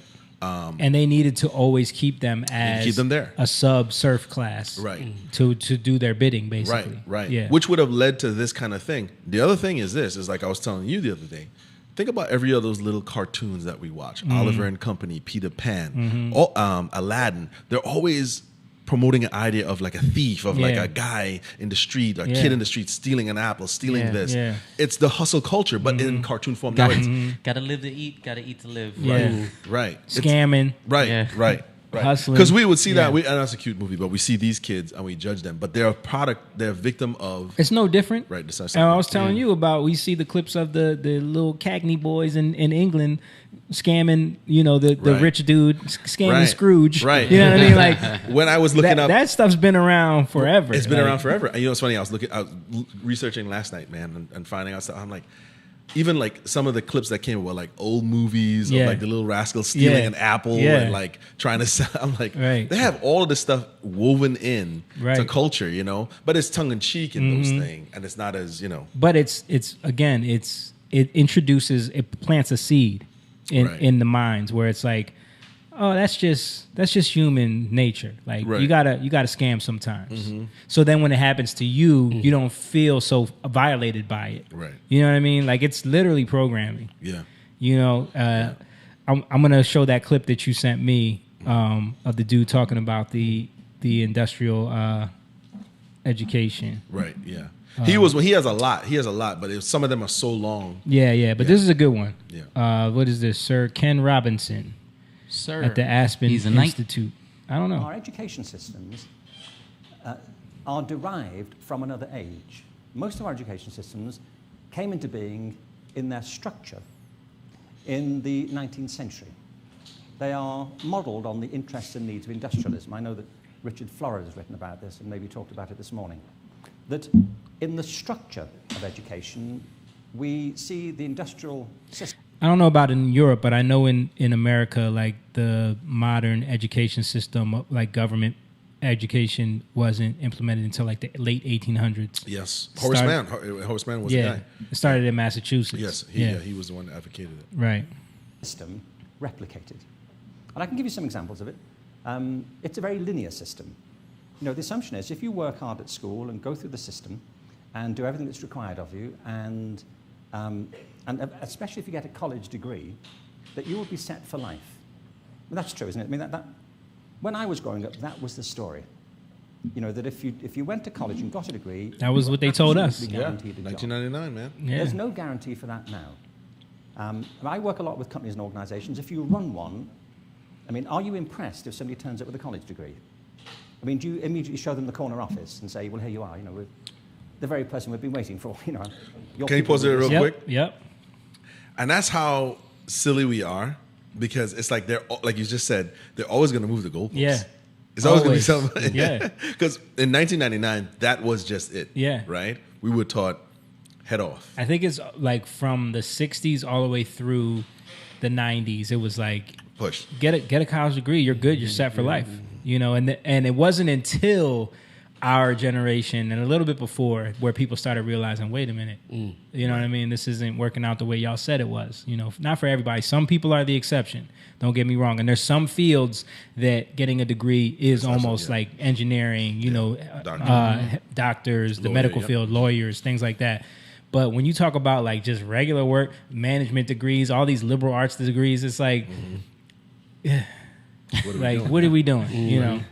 But yeah, so it's funny when you hear him say that, and then you hear that like Facebook and all these big tech companies don't Google, even Apple, they don't even want people with Amazon. degrees, because they're like, by the time you went through college, you're behind the 8 ball. Yeah. Right, We need people that we can train. Right. You know what I mean? Can they Don't have work to train 8 you hours anyway. in the heat? Yeah, right. Gotta waste money training you anyway. Exactly. So why take them out of college anyway? Okay, keep playing. Something shortly. I think not. You see, the only reason in the 50s and 60s, when I was growing up, the only reason you would not have a job if you had a college degree would be if you didn't want a job. And I left school college in 1972, and I didn't want a job. I was trying to find myself in 1972. You could do this then, do you remember? I thought, no, I have to... But even that, think about that. Like in that time, 60s, 70s, like young adults, what was it in the air that they were so obsessed with finding themselves and going on these like life journeys? They all went to India and like studied Eastern culture and like did a bunch of drugs, you know what I mean? And then came back and got these corporate jobs. Breaking away from their parents' conformity too. It was the religious culture. Yeah. It was that stern, very stiff, Catholic, you know what I'm saying? Like they all broke away from that and were like, something ain't right here, and plus it was indoctrination. You think about all the music they were listening to, hippie That's culture, all of the Beatles stuff at that time was heavily influenced by Eastern culture and like kind of like hip hop and gangster rap. Exactly. Straight up rebellion. Movies, all the culture was pushing them into that mindset. Like you know freedom. what I mean? Like, Right. Okay. Think for yourself. But was that by accident? Did that happen naturally? That's the question. Yeah. I don't think so. No, yeah. I don't think so. I think it was especially when you do the research on Laurel Canyon. We've talked about that on here. The whole hippie movement. When you find out what all these people are connected to, these bands, who they're connected to. And what's interesting about that was that it happened in here and Europe. Yeah. 2 places specifically affected by this, and mainly England and the U.S. Yeah, mainly those were like the hubs of this awakening. You know what I mean? Yeah. Through art. Yeah. And philosophy. Yep. And then push through the educational system. Now a lot of those people that did all those drugs and went on those journeys, they're all professors now. You know what I mean? And they're teaching our kids why they should hate themselves and hate their parents. Because they did. Because I hated my parents, you should hate yours. You know what I mean? Search my inner being before I get down to avoiding living off my parents. And so I decided to go to India, where I thought I might be. And I didn't get to India, by the way. I got to London. Well, to be fair, there are a lot of Indian restaurants, but I hung out there. But I knew that when I wanted a job, I would just pop out and get one because I had a degree. It's not true now. A degree, you may be better off with a degree, but there's no guarantee. It's been said, a degree used to be a passport to employment, and now it's a visa. Get you in for a bit. This is not because standards are falling. I don't know if they are or not. I don't think anybody really knows if they are or not, taken as a whole. It's because the world has shifted on its axis. And one factor is that more and more people are getting degrees because of the growth of the knowledge economy, the things that Richard Florida has written about. That the shift in the fundamental economic basis of the workforce has generated the need for more and more people to be educated to higher and higher levels. And I mean, see, when I went to college, about 1 in 20 people went to college because about 1 in 20 people ended up doing office work. About 80% of people did manual work or blue-collar work, and others did kind of routine admin. Now, it's a much higher proportion. About 1 in 3 people go to college. Well, the result of it is that academic qualifications are falling in value. I mean, they may still be worth doing from a personal point of view, and I wouldn't talk anybody out of going to college. But I also wouldn't talk anybody into it either. I do think it's an obsession that we have, that everybody has to go to college or their life ends. And I know people who have perfectly wonderful lives who never went to college and never wanted to go to college. And kids who've gone to college who wish they'd never gone. And who go through 4 years but still don't know what to do next. But it's become an algorithm that you have to go through the system exactly as it's laid out, or the world will come to a sudden end. So there's a linear model here. The second is that it's about conformity. It's about batching. We still educate people by age group, for example. Why do we do that? I mean, it's because it's a managerial convenience. It's not because it answers to any model of human growth or development. No, but we assume that all the 5-year-olds should be educated together, all the 6-year-olds, all the 7-year-olds. It's like the most important thing they have in common is their date of manufacture. Well, I know 5-year-olds who are a lot smarter than some 12-year-olds, according to what they're doing. And it's also about standardization. We know this. And, the great blight, I believe, particularly on American education, if I could say so just now, is this obsession with standardizing everything. The cult of standardized tests. Mm-hmm. Mm-hmm. Yeah. It was a lot of parts to it, but I think you get the gist of it. Yeah. Yeah. My name is Scott Harrison. Yeah. I hated those tests, man. Yeah. SATs and Right. And you got to think about that, right? Once these kids, once these kids can't pass those tests or they're flung away by those curriculum or those standardized tests, what happens to them? They're now reverting back to, i.e., selling candy, but now they need something more, right, worth more money than candy. Right. So what do you think they're going to turn to? Well, they also have examples in their community of people who are getting money, right, and attaining the things that they want to attain. Right. That an education is no longer going to be the avenue to give it to them. So the politicians, the scientists, and all the professionals, including the pastors, all of them know what the alternative is going to be. Mm-hmm. They're obviously going to turn to selling drugs. And that's why we build prisons, private prisons. Right. Yes. That's the other part too. That's the other part too. Was that chain to this was the school to prison pipeline. That they're very much aware that when they take those standardized tests, they're taking into account age, race, parental home, status, and everything like that. Because test scores. Yep.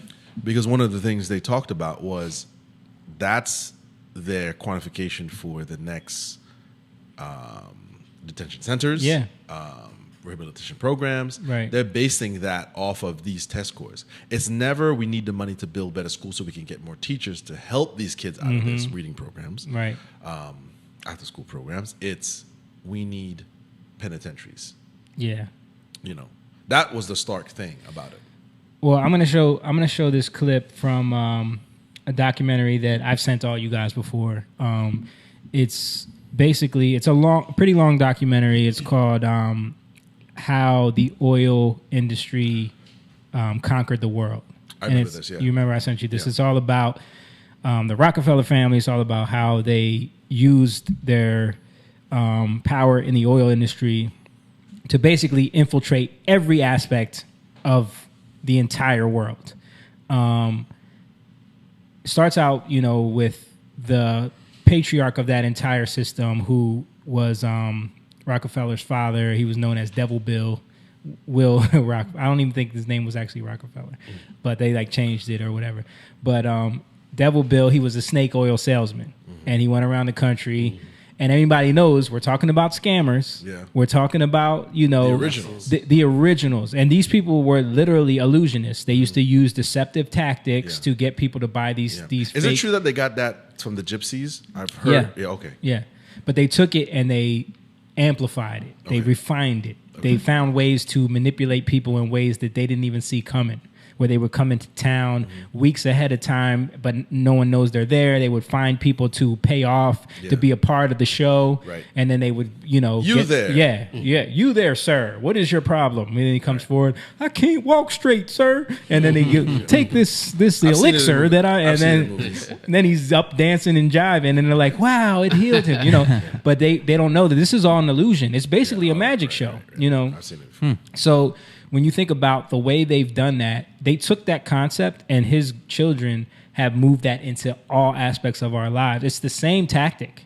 It's just amplified in so many ways because now they have PR firms, they have schools, they have marketing, they have commercials, they have TV, radio, phones, all these ways to keep the deception even broader. So you don't see it coming. But this documentary goes through all of that, and it's done really, really well. But this section right here goes into when he started going after the education system. Yeah, real quick. Go ahead. Paul Horner said the sheriff's bus at the Philly courthouse is literally a school bus with a different paint job. What? Are you serious? Yeah. Yeah. You ever seen those? That's the school to prison pipeline. Yeah. Yeah. College has become a total racket. That is absolutely correct. And this documentary actually goes into that too. Yeah. It goes into how What's Rockefeller. this one called again? It's called and it's been taken off of YouTube. It's been It's like you can't find it. You can't find it, I had to find it on BitChute. Okay. But it's called how the oil, something about like how big oil conquered the world. Something. Yes, like that. I did. Yes, okay, I don't remember that. Okay. Yeah, I sent that to you guys a while ago. It was a while ago. You know. Yeah. It's pretty long. Yeah, it's long. There's actually 2 parts. I watched the second part today. I never knew it. Then it goes into why they did it, why big oil conquered the world, and he starts going into the ultimate plan, and it's crazy, bro. Like, right. I'm gonna send that Can you to send me you. the link? Yeah, Yeah, I'll send y'all the I wanna link to rewatch that. it, yeah. But yeah, this documentary, if you get a chance, go find it. Maybe we can post a link to it on BitChute. They're It's really not on censoring YouTube. boy. But this talks about how it's going to start with the fact that how he used philanthropy as the trick. Yeah. You know, philanthropy is the trick, and he used TV and a marketing guy to change his image because he already ran the oil industry. People hated him because he was a super rich billionaire, Right. And you know, the people that worked in the oil industry, they're low class workers. You know what I mean? They're poor, they're hungry. Yeah. And this guy's got billions of dollars and he's squeezing all these other small companies. Like, he was known as a ruthless businessman, so he already had a bad image. So he was like one of the first people to use public relations to change his image. And they go into it a little bit. So in the current age, with the Rockefeller name now more likely to be associated with Rockefeller Plaza or Rockefeller University than Standard Oil, it is difficult to understand just how hated John D. was in his own day. He was the head of the Standard Oil Hydra, an octopus strangling the world in his tentacles, a cutthroat gardener pruning the competitors from the flower of his oil monopoly. see, these As were the one of cartoonists richest were men the making world had these ever cartoons known, of him at he the was time. an easy target for the average working man's frustration and a magnet for the poor seeking help.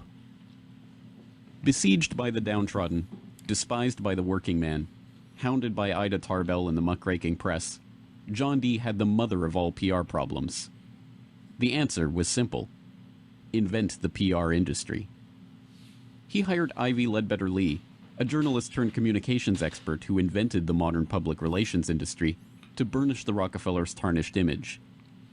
It was Lee that suggested giving the family name to Rockefeller Center and filming John D. handing out dimes in public. An early master of public relations, Lee used the media which the muckrakers had used to disgrace Rockefeller to turn him into a sympathetic figure. Ivy Lee recognized early the power of the new moving picture and used newsreels to show a remarkably benevolent Rockefeller.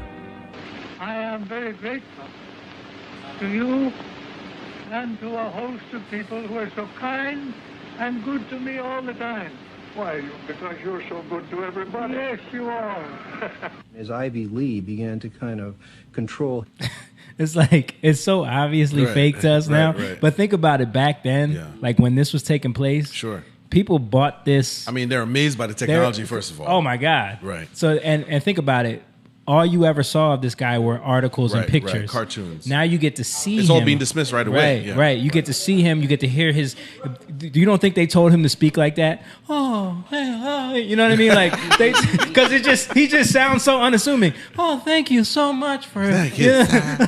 It's like they probably They have a shilling. All of this is a trick. Yeah, you know right, what I mean? right. Yeah. I don't think we think of it because to us, seeing is believing, right? But we don't think of the pageantry behind the scenes. You know what I mean? So if now we're being fooled and we know what exists, right? Those poor people back there had no chance. Had no chance, bro. Like, think about it. But it's the same way we get tricked by new technology. Sure. And it takes us a while. TikTok. Because it's funny because John sent me a video of a dude on TikTok who actually goes into the same type. He talks about the Federal Reserve and, we've talked about the Titanic and how, how JP Morgan set that whole thing up. Sure. You know what I mean? So it was a TikTok video. I'm going to show it after we watch this. But, so... Oh, can't hear you. Just want to put a disclaimer out here. Simone switched the camera to him, and I was putting my phone in my pocket, and my pants kind of fell, so I'm sorry. Oh, who did you flash on our stream? I didn't flash anybody, just my- You gonna get us flagged for nudity, bro? It's all right. No one's mad at you. Yeah, but John sent me that clip because John is like on Twitter, TikTok conspiracy stuff. Okay. It's funny because there's like people on there who do like these quick conspiracy videos. But it's stuff that we've been talking about for years. But it's good because it's showing the younger kids. Right. It exposes them to information that they'll like never. my age. Yeah. Huh? They're like my age. Well, there's I'm sure there's young kids that see it too. TikTok is like. No, I'm saying the guys that are teaching it are like. Yeah. So they're hitting an audience that. Think about when was the first time we heard of any kind of thing that didn't. You know what I'm saying? It wasn't in the textbooks. It was like first time we heard about that. I was in my 20s. Yeah, we suspected, but we had no proof. But if I knew like about Operation Mockingbird and all these things when I was a teenager, loose change. Well, that didn't exist yet. But if I knew about like what was the Gulf of Tonkin? If I knew about these things, the Tuskegee experiments, we didn't learn about this stuff. Yeah. So if you knew about that, it would be harder to be fooled by these things when you get, into your 20s and stuff like that. Got it. But all right, let's continue showing how Rockefeller tried to. First thing he had to do before he started being a philanthropist was he had to get the people to like him again because no one would want his money. Genius, though. He hired somebody to like recreate his image. Dude, he created the PR industry. It didn't exist. Wow. But so the next question is, all those cartoonists, that means that they had to be private companies because if they could do that, exactly, he had no control over it. But that's the thing; they didn't monopolize news at that time. Right. You know what I mean? Anyone could make a newspaper. I was gonna say, what was that cartoon with the mean looking Asian? That's him handing out the money.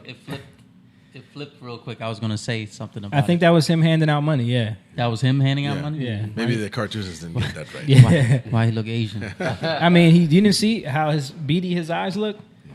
Dude is very public image. He became oddly a kind of American character, and people kind of warmed to him in a bizarre sort of way. It was like having Frankenstein on the loose, walking around New York City or something like that, with a cane and a long hat. Although this plane never takes off, this photo opportunity was presented as Senior's first flight. Perhaps Ivy Lee's most brilliant public relations move was the casting of Rockefeller as the man who gave out dimes. Don't you give a dime, Mr. Rockefeller? totally not staged at all. Right. Some random guy. Don't you give out dimes, Mr. Rockefeller? Wow. Oh, well, yes, by chance I have dimes in my pocket. You had a dime. Thank you, sir. Thank you very much. I consider myself. Thank you for the ride. I consider myself more than amply paid. Bless you, bless you, Yes. bless you.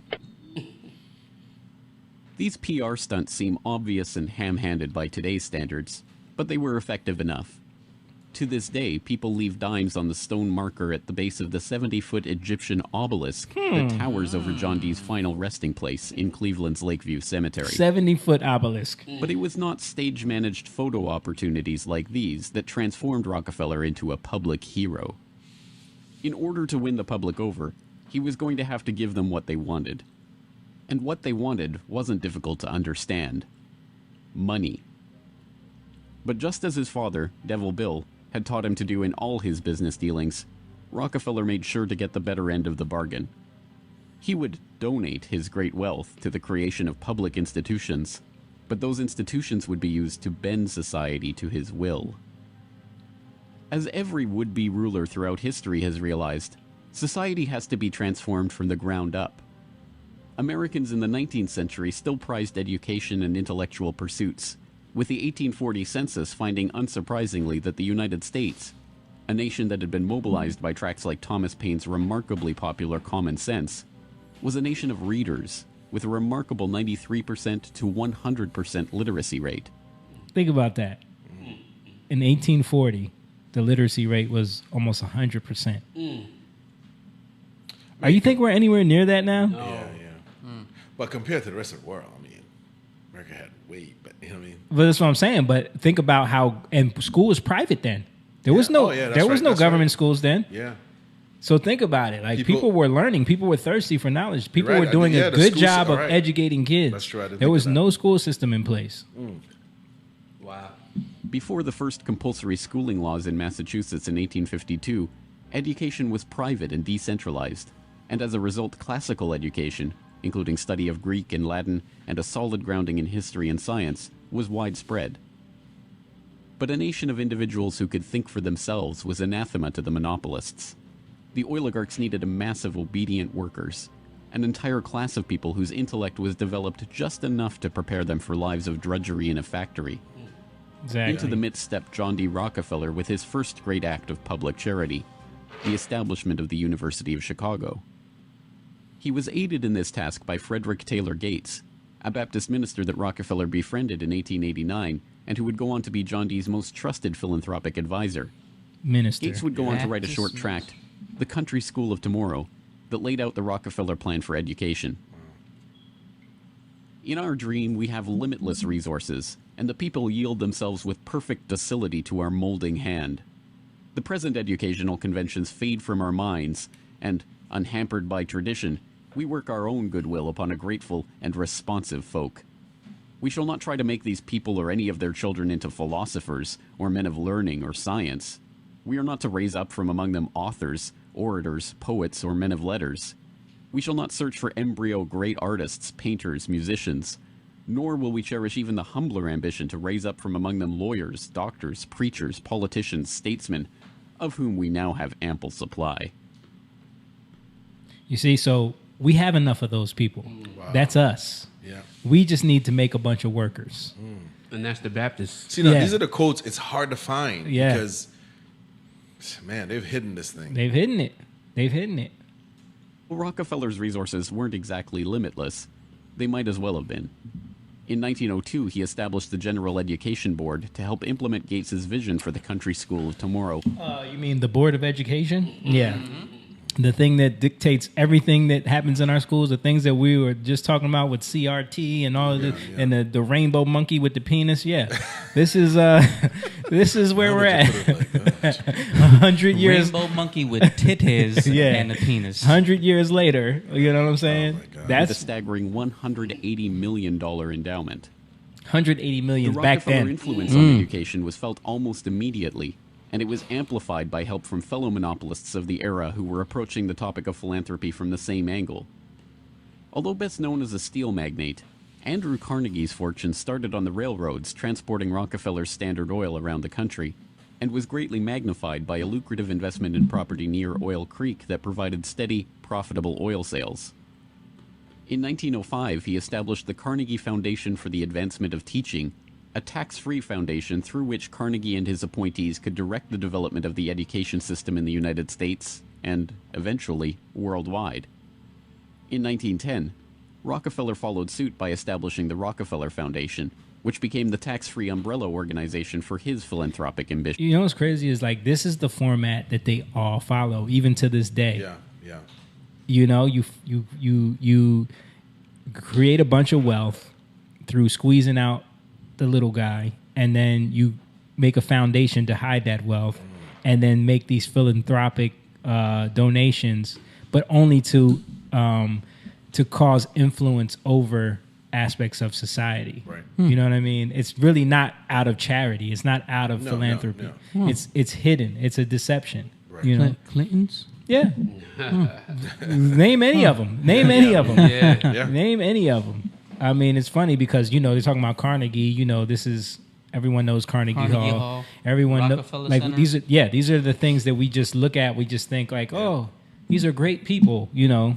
But when you look at what their motives were, what they were really intending to do, no one does that. Yeah, yeah. I don't think we have access to it, though. Now we do. The information's there, but we didn't have access to it for a while. Yeah, you know, yeah. Definitely was hidden. All right, let's keep rocking. As the Reese Committee, rockin'. a congressional investigation into the activities of these tax-free foundations in the 1950s discovered, it wasn't long before government approached Rockefeller's foundation with a proposal. to cooperate on their shared desire to transform the American education system in their own image. Okay, that's the end. Because then it goes into, it starts getting into how they started shaping the college and the university to push, because both of them are in the oil industry, right? So oil has a bunch of chemical byproducts and you know, things that wastes and things like that they have to find uses for. So they start then funding colleges to do studies to find uses for these chemicals that then become, you know, the fertilizers, the everything, the plastics. So then, and not only that, the medicines. Yeah.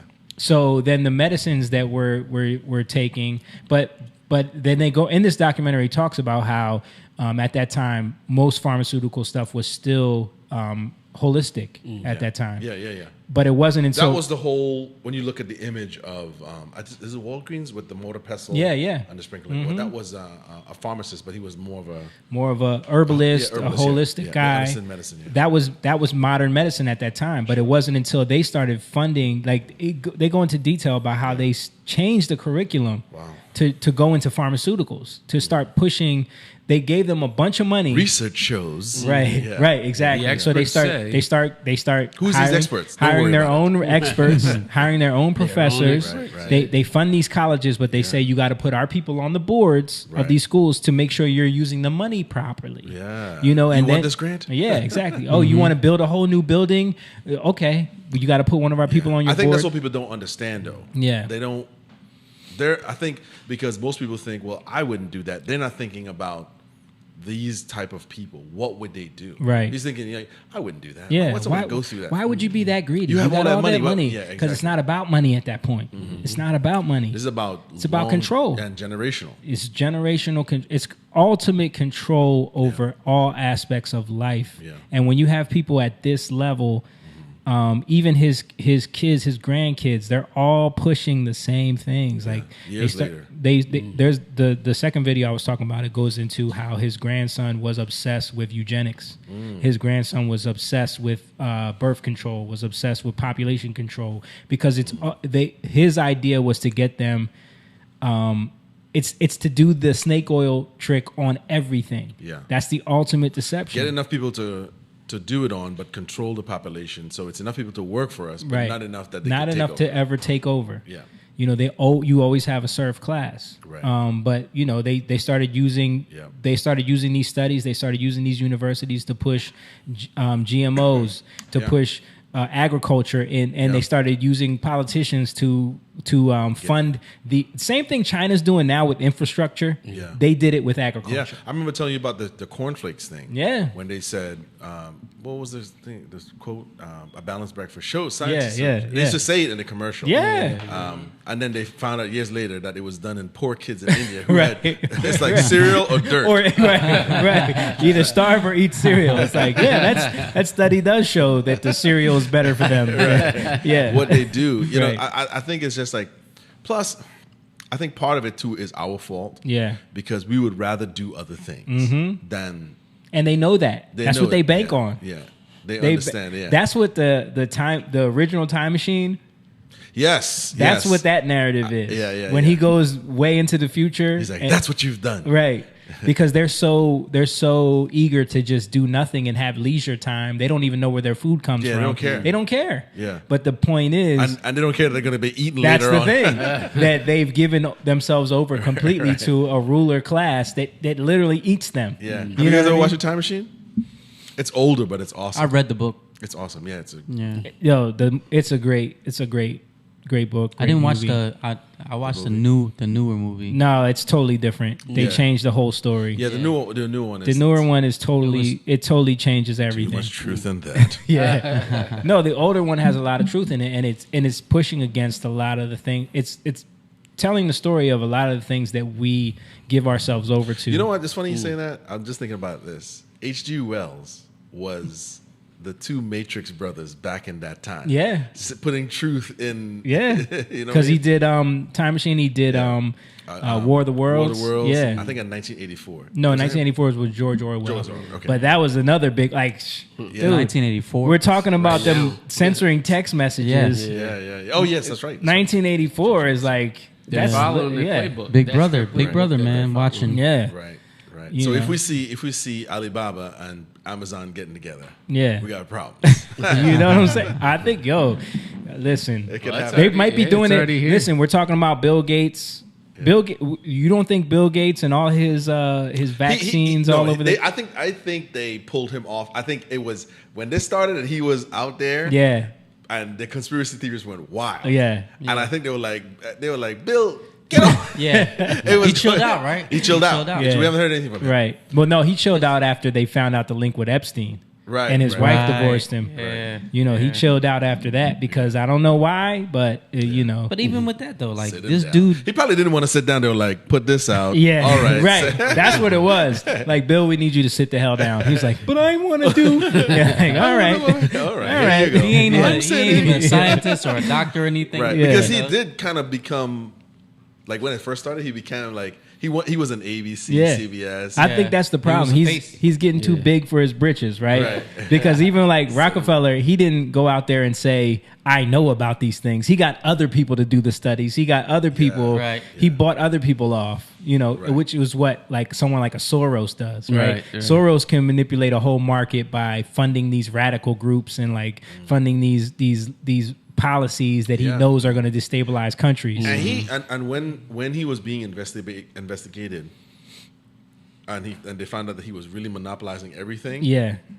He went out and created Chevron, Yeah. all Yeah. these AT&T, And got more rich. He Separated. all these subsidiaries. Yeah, he got right back to him. He got more rich. Yeah. And then he was able to actually diversify everything Right. a lot easier. Right. That's- I'm sorry. I was going to say this. It's funny because like the person, the pastor, right?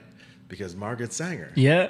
said, "Let's find charismatic black preachers." Doesn't it seem like they always find one? I think these people all study at the same. They have to be going to the same, or they're connected They're somehow. connected to the same because circles. because Same she's Satan. quoted as saying, "We're going to sell this message to the Negro, Right. To exterminate them, finding charismatic black preachers and leaders, Yeah. and selling them the sterilization program." Yeah. You know what I mean?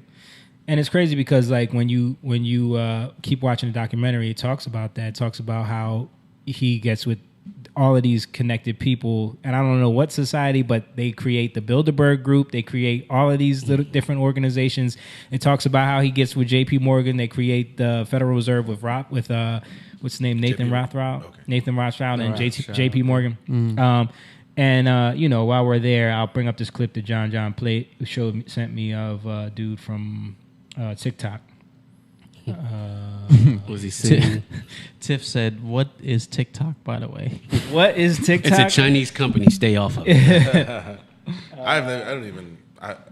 TikTok is like, remember Vine? Mm-hmm. TikTok is like the new version of Vine. Yeah. But like, it's basically a bunch of teenagers doing dance videos trying to get attention, and then other people jumped on there and made it's like quick. It's short attention span, man. I'm telling you, it's like everything's got to be flashed and flashing, and there's got to be text, and there's got to be things. Like you'll see when I show you this video. So it's MySpace, but 10 seconds. All right, let's bring this up. What if the sinking of the Titanic was a cover-up to create the Federal Reserve? We all know that the Titanic struck an iceberg and sank to the bottom of the Atlantic Ocean. But I'm not here to talk about what we already know. I'm here to talk about what we didn't know. There was a coal fire burning for weeks in one of the bunkers. Coal fires are extremely hard to put out. For example, the coal fire that's been burning in Centralia, Pennsylvania has been burning for over 60 years. The Titanic was built to survive a collision at sea such as an iceberg. But the temperatures of this fire compromised the metal of this ship, making it easier for it to succumb to the iceberg. So the Titanic was literally on fire before it set sail to New York. The ship's architect, Thomas Andrews, assured the passengers that the ship wouldn't sink after striking the iceberg. But even he wasn't aware of the fire. That's because this information was instructed to be kept from passengers and press. But this man knew about it. This is J.P. Morgan. He was the financier of IMM. the company that owned the White Star Line, who owned the Titanic. He conveniently canceled his trip aboard the Titanic just hours before it set sail. J.P. Morgan, along with the Rockefellers and the Rothschilds, wanted to create the Federal Reserve. But there were 3 men who opposed him: John Jacob Astor, Isidor Strass, and Benjamin Guggenheim. All 3 of these men died when the Titanic went down. A year later, with no opposition, the Federal Reserve was created. What if this sinking of the Okay, there you go. And now I'm gonna tell you, like, a lot of that stuff is factual. The thing about the coal fire, I never heard that could be true. Yeah. But I did, I know that for a fact that J.P. Morgan was supposed to be on that boat and he canceled at the last minute. Those 3 dudes that were opposing him were on that ship because it was like all the elite class. Oh yeah. It was a big to-do. Yeah. Yeah, and I also heard that the Titanic was actually swapped out. There was there was 2 identical boats built. And one of them was the Titanic. One of them was like the Atlantis or something like that. And that they swapped it out, and at the last minute, and because they wanted it, it was built to sink, but the people thought they were on the Titanic. But yeah, it's crazy when you find out it wasn't a girl in a Celine Dion wasn't singing, but the story about the musicians playing was true. Okay, that was the true story. But yeah, sounds familiar. What's that thermocharge on pylons in the buildings? Right. So you're almost like people do things as a disaster to push something that they couldn't have gotten pushed. So those musicians, as the ship was sinking. Yeah, that's apparently that's a true story. All right, fellas, come on. Yeah, it's going down. It's going down. Y'all doing a medley? Listen. What I'm doing? No. What I'm doing is I'm looking at whoever's playing. Jamie takes his banjo. No. I'm looking at whoever's playing that upright bass. Like, yo, I'm floating on that, brother. If you gonna I'm about to steal that from you so I can float. Where's the grand piano? Them things float, man. Not a grand piano, but I would have jumped right on that door. Like, you got enough room for me, right? No, it's true. I think that, what I think people struggle with, because I did too. This sounds so sinister. Yes, we're like, why would? But we don't. I think this is the whole theory of we wrestle not against flesh and blood. Right. When you really accept that, we wrestle not against flesh and blood, but principalities, powers, and high places, and you accept that. And once you understand that what these people have, the ideas that these people have given themselves over to, they truly believe that they are an elite class and that they deserve to be above everyone and they else. can use situations and create chaos, and out of that is birthed the order that they wanted. Exactly. You know what I mean? And they play the long game too. The very long game. Yeah. Like I said, it's the deception of the snake oil salesman, because it's like they will come into a town and set everything up before you even know they're there. Because what they're doing is, when you show up, you think, oh, this is all spontaneous, and then that's the illusion already. You already fell for it. It used to happen in Trinidad. Yeah. When I was a kid, people would show up randomly. Yeah. To do it. Yeah. And it worked. It right, worked. because we inherently want to believe that people are genuine. We want to believe that people are good. Right. So you wouldn't think that someone would actively come in to deceive you. And that's the way we view the media, like we were talking about earlier. Like, we don't want to believe that they're pushing us into an idea. We want to believe that they're telling us real information. Yeah. We don't understand that all of this has been designed and set up in a way to do that from the beginning. So, like you said, those cartoonists weren't a part of a corporation. So they could speak truth to power. And they would have had access to certain information. Yeah. Once that stuff all got bought out, you're no longer getting the truth. I think anymore. there's still journalists who are willing to do it, but there's a price, boy. Yeah.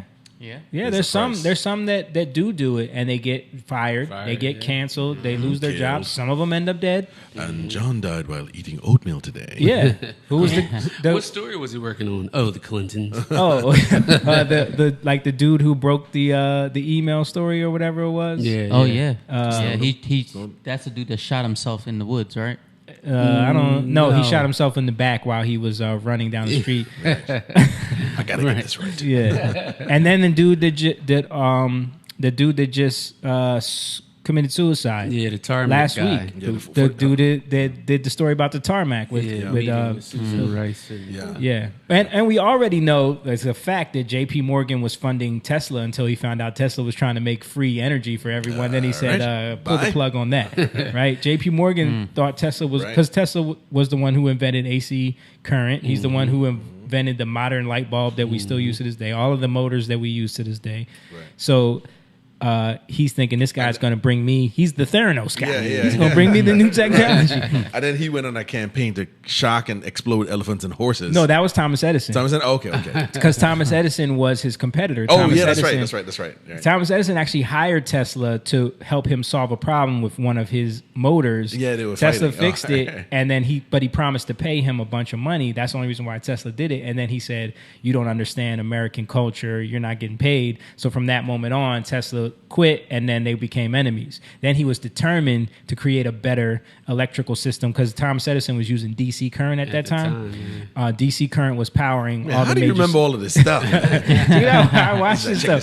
So, no, because listen. Thomas Edison was using DC current to power most major cities, but the problem was DC current doesn't run over long. It loses power. So like every like and it's very unsafe. Yeah. So every 100 yards or so, you had to have a giant transformer box. So they were saying that there was so much cabling, like that it would block out the sun in some of these cities because they had to have so much cabling to run all that power. Yeah.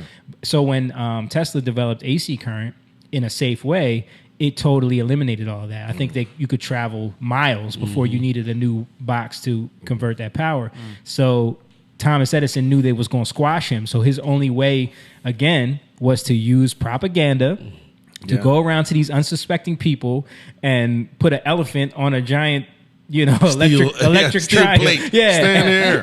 And be like, this is what's going to happen to your town. The elephant with AC melts in front of everybody and they go, oh my God. Yeah. So it's like, this genius though. Yeah. This is what but evil. But this has been going on forever. Right. You know what I mean? So I think part of it, right, is like I was saying, like because we are not taught this. Yeah. Part of history. Which these guys are casually mentioned. But the rivalry and the sinister nature of some of these men are not exposed. So, in Trinidad, did you know who Thomas Edison was? No. I mean, yes. Did you know who Nikola Tesla was? No. Me either. Yeah. Did y'all remember learning about? We learned about Thomas Edison. The light bulb, the phonograph, the telephone. Right. Which Thomas Edison was like a Steve Jobs. He was like, he wasn't the inventor. He had a bunch of smart ass people working for him that was inventing all this stuff. Tesla. I learned in my 20s. Yeah. Right. Yeah. I didn't know that this dude even exists. Yeah. I learned about him in college. And he was a genius. Yeah. Almost most of the technology that he created, we're still using to this day. And it would have been even better. Right. From what he wanted to do. And a lot of the stuff we still don't even know what it was because they confiscated all his stuff. Would this be free? Yeah. Then it's not. Right. When he died, they confiscated all his technology. Yeah. I think they did that to him intentionally. I think so too. And it's all been deemed classified information. So there's a lot of stuff that they believe a lot of the military weaponry has been based off of his technology. They have lasers, dude. I think they do. They have a death ray. I think they do. If they had lightsabers, right. You ever hear about that earthquake machine that he made in the almost brought down the building he was living in? Yeah. That's the death ray. Well, I don't know what it was, but it was something about low frequency vibration. Yeah. Was that the one, the pulse, the thing that can make you throw up, make you feel sick? It's yes. And they have that weapon. Yeah. That weapon really exists. They direct that to the ground. Yes, and the way if you pick the right frequency, direct it to the right spot, then you can bring a whole building down. A tsunami. Yeah. Or and the same thing. Condo in Miami. Yeah. Hey, right. Hey now. Hey, that what was hidden in there? Who was Epstein? No, McAfee. McAfee had his hard drives in that building. Allegedly. But also he invented radio. Yeah. And he doesn't get credit for that either. Like it's crazy. They're purposely trying to hide stuff. Yeah. I think that, like I said, that's what it is, man. Because we don't know. Yeah. And it's all like by the time you get married, you have your life, you have your kids, You got time to do all this Right. research. You got baseball class. You know what I But mean? that's the main thing, right? Bread and circus. Yeah. They flood you with that. Yep. They flood he you with said that. baseball class. and or baseball class is hilarious. I replace it for whatever you want. I got to binge watch Lost. I can't research this, you know, or whatever's on. Exactly. You got a whole season of shows on Netflix to watch. Yeah. We're gonna rewatch Friends from season 1. You know what I mean? It's like endless amount of distraction, and that's what it is. And they put it. Listen, they put it in movies. They put certain things in movies. They do. I mean, they're never going to tell the whole truth. No. But, you know. Yeah, they definitely put little pieces of it. It's like their way of. Yeah. That's what I was telling you before when I watched Prometheus. David is Lucifer. Yeah, definitely, dude. Yeah. You know, we just watched that whole series again. Yeah, did you really? Yeah, we watched it. I gotta watch it. Yeah, it's good, man. Yeah. Watch it from beginning to end. Like, because it's it all really comes good. from the Sumerian, what they believe and all stuff like that. Yep. David represents Lucifer. What are the movies? So you got Alien, then you got Aliens, which is Alien 2. Then you got You Alien talking about the 3. old ones? Yeah. So watch the old ones first. Or you can watch Prometheus first if you want to. Because isn't Prometheus supposed to be like the prequel to... Yeah, Prometheus and there's another one that are prequels. Alien Covenant. Alien Covenant and Prometheus. Is it Alien Covenant? Yeah, Alien Covenant. Okay. Yeah, they're the prequels to, and then watch the one with Sigourney Weaver, and then Aliens, and then Alien 3, and then Alien Resurrection. There's a whole bunch. Man. Yeah. But you're right. Like Ridley Scott. Yeah. Ridley Scott. Yeah. He talked about Chariot of the Gods and like all that stuff. Yeah. So he was definitely influenced by that Which, stuff. ironically, many of these elites are into. Yeah. You know what I mean? Yeah, they worship that stuff. They into that stuff. Didn't Ridley Scott do Gladiator? Yeah, he did. Yeah. Yep. I'm gonna go watch it, yo. Now you really want to go watch it. Yeah, and what's his name did Alien 2 and 3?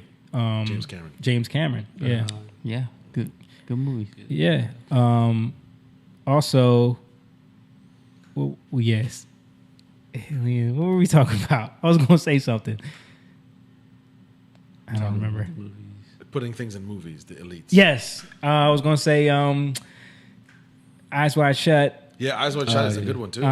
But all his movies. What's his name? 2001: A Space Odyssey. Stanley Kubrick. Stanley Kubrick. Like the stuff that he was putting in movies. 2001: Space Odyssey is about the fake moon landing. Yeah, I don't think so. I don't think it's about the fake moon landing. Okay. I think it's a social commentary on like technology, the elites. Like you got to watch it. Evolution. Okay. Which one? Didn't he do one about that? He put some stuff in symbolism in The Shining. Okay. He put a lot of symbolism about the moon landing in The Shining. Too? Yeah. He did The Shining too. And there's a lot of actually. What's his name? Who's the one that wrote The Shining? Stephen King. Yeah. He hated his version of the movie because he changed a lot of things. He put stuff in there. You know how Stanley Kubrick is like.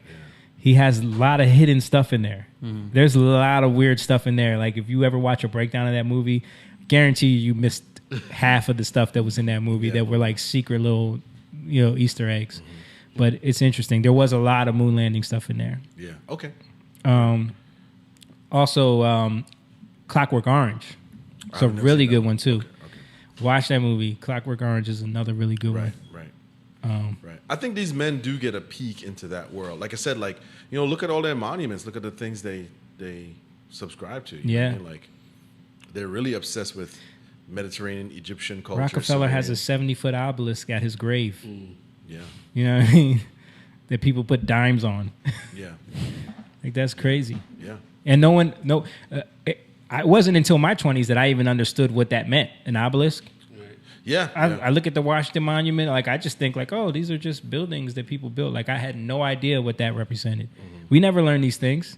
The church never teaches us these things. Right. So they have obelisks on them too. That's what I'm saying. Yeah. So again, it's like we've been blind to so much for so long. Yeah. I think it's just part of it, like I said, my people are destroyed for a lack of knowledge. Lack of knowledge. Yeah. Yep. And the person who comes along with it seems like a great. Well, they've been conditioned to believe that you're just right. You're the crackpot.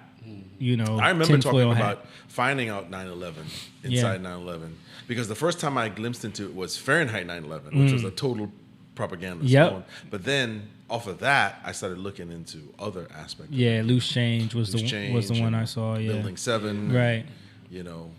Then when that came out in documentary form, I was like, whoa. Right. That was like my first time. Like I was like, all right. Yeah. You know what I mean? And then he went on to YouTube and Down the rabbit hole. Yeah, down the rabbit hole. I remember them years too, man. I remember watching all those Origins of America, that whole series that we used to watch with those documentaries. I forget who made those, but they were done really well. And it showed like History Channel used to do a lot of good ones. yeah, they did. They did but, a lot of good but ones. they would skirt the line on things like people really went into detail. I saw a whole series of them on YouTube. Which was the one that it said the men who built America? That was on I think History Channel, and it does talk a lot Could have about been. it. Could It does have talk been. a lot about those. I mean, it doesn't go into like the whole Jekyll Island thing. Yeah. But it talks about how they teamed up. Yeah. Which is funny because like George Carlin, a comedian, said this. He said, every Monday, Walmart executive gets together to plan what they're going to sell this week, Yeah. how they're going to sell, how they're going to get you in by Friday. Right. He's like, and you don't believe that people with lots of money, corporation, get together to plan your life. Right. Okay. Right. Right. I mean, listen, we know what what's Davos, the Bilderberg Group, Council on Foreign Relations. We know all of these things are designed for these elites to come together and determine what we're going to care about. Right. And what happened? It wasn't in focus. I was trying to say Oh, okay. My bad. Yeah. and then you find out that these are the very people who created the educational system and control it. Yep. And I think that's to me is what's so strange. Like you said, like when you just said that, what was it, 1853? Oh, 1863. We had almost 100% reading literacy rate. Yeah. You know what I mean? Yeah. So I mean, what did that mean? That means that local counties, states, and schools controlled education without necessarily the government system. It was working fine. Yeah. You know what I mean? Yeah, it was fine. privatized at that time. Yeah. Like people had schools in their neighborhoods. Someone owned the school. They had teachers, like it was privatized. There was no government schooling yet. You know? Not only that, like parents probably cared more. Right. We're not distracted by Yeah. the Eagles game or Right. Parents don't have to take trips to Ibiza, so They need a panic situation to get people to conform. Yeah. That's how it's always. They always use chaos, order out of chaos. Right. Yeah. They need a pandemic. Yes, Manly P. Hall. Manly P. Hall. Yeah. What's it called? Dang, I can't remember the phrase. I think it's plan, reaction, solution. Yeah. You know what I mean? Yep. And that's how people behave. You know what I mean? Mm-hmm. I never understood that until when George Bush was president, and the whole Katrina thing happened, and gas prices went crazy. Yep. Where gas prices before that was like $1.15, whatever it was, went up all the way to almost like $5. People were like, $5, we're going crazy. Like, fine, we'll bring it down to $4. Yeah. People were like, oh, that's much better. Yeah, right. But you just forgot it was $1. Well, it's the 15 take steps. cents. You go to the extreme, and he explained it as you take 5 steps forward and 2 steps back. You're really where you need to be, but you Right. gave the people the relief to get them to calm down. Right. Yeah. Right. And I feel like that's what a lot of the political tactics are now. Right. It's like push this most ridiculous thing that people are going to push back against, and then say, "Fine, we'll just do half of that." You know what I mean? Right. And then they're like, "Huh, Much at least they're not trying to, like." Right. It's like, but they still get what they want. You know? But don't you think part of it too is a lot of Americans don't travel? Yeah. So we really don't know. I mean, we're seeing what's happening around the world, but we don't know. Yeah. So we're not exposed to it. Right. We believe in whatever the news tells us. Right. If we went over and saw, number one, we'd have a great appreciation of what this place is. And number two, we'd be like, well, I'm not going there. You're like, wait a minute, communism doesn't work? Right. Oh. Like, let's take a, cause if you had access to travel to every communistic society, every Yeah. socialistic society. I just take a look. Mm-hmm. What I wonder what would people say if they could see it. You know what I mean? Yeah. You know, because I could tell you like Trinidad is beautiful. I love it there. Mhm. But you can't create. Right. It's very hard. Like, Yeah. there is no middle class. Mhm. You either have it or you don't. Yeah. You know what I mean? Now you're not poor like eating garbage. Some people. Or some are. But they're living They're very not even eating garbage because you can find food anywhere. Yeah, yeah, sure. But they're living like I saw people living. Oh, yeah. In Oh, yeah. a shack with no doors. Yeah. You know what I mean? Like, So what's the government there like? It's a democratic, just like here. When you vote, you have a president, you know, prime minister or whatever it is. But it's just, you know, it's off of the old British colonial system. Yeah. You know, it's same kind of system. It's But a representative government, like yeah, pretty much. Oh, okay. Yeah. Or you vote them in. More like mob rule, like whoever wins. No, it's not like that. Paul said, problem, reaction, solution, a.k.a. totalitarian tiptoe. Yep. Yes. Yep. Yes, It's the frog boiling in water again. Yeah. You know?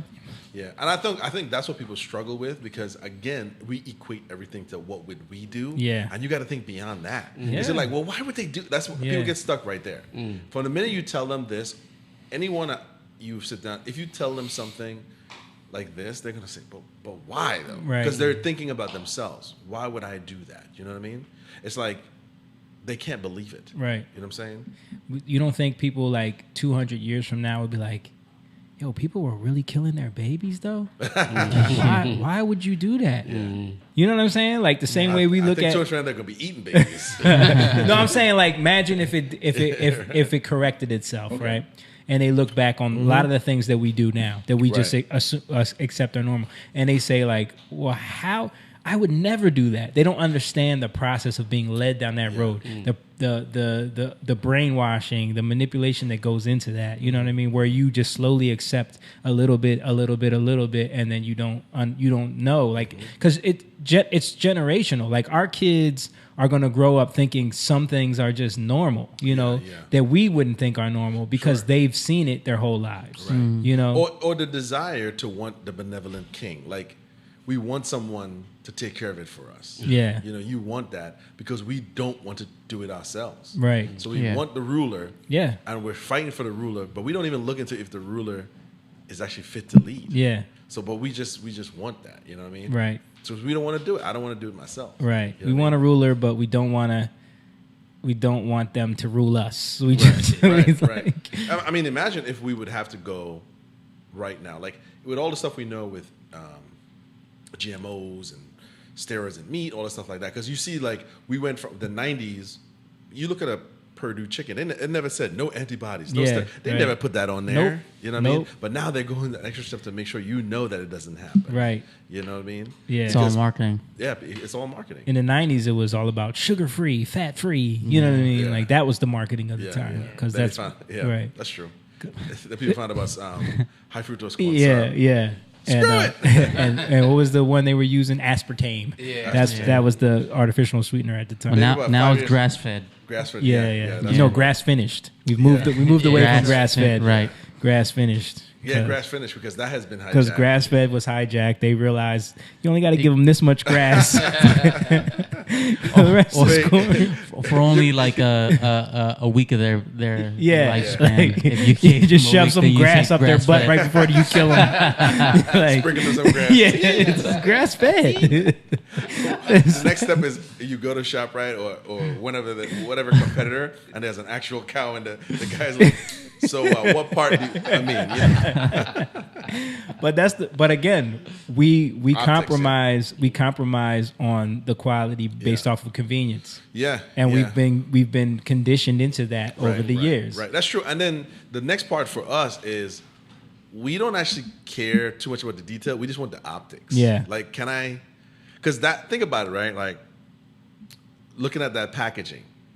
How many people really go? It just looks. It's like they said it right here. Right. What more do you want? You know what I mean? Right. That's But the thing I do with Dave. I told him, because you know he has a thing with it's wrapped in plastic. Yeah. Like, bro, I've worked in these factories, and I can tell you firsthand knowledge that that croissant that you're eating is not as clean as you think it Yep. is. Yeah. It Yeah, wasn't, you're right. It wasn't. You're right, man. It wasn't shrink wrapped and not Wow. touched by human hands. Somebody was You're right. manhandling that. You know what's crazy? You're right. Well, because we went there, it was all laid out in like a warehouse. Stuff was falling from the ceiling. Yeah.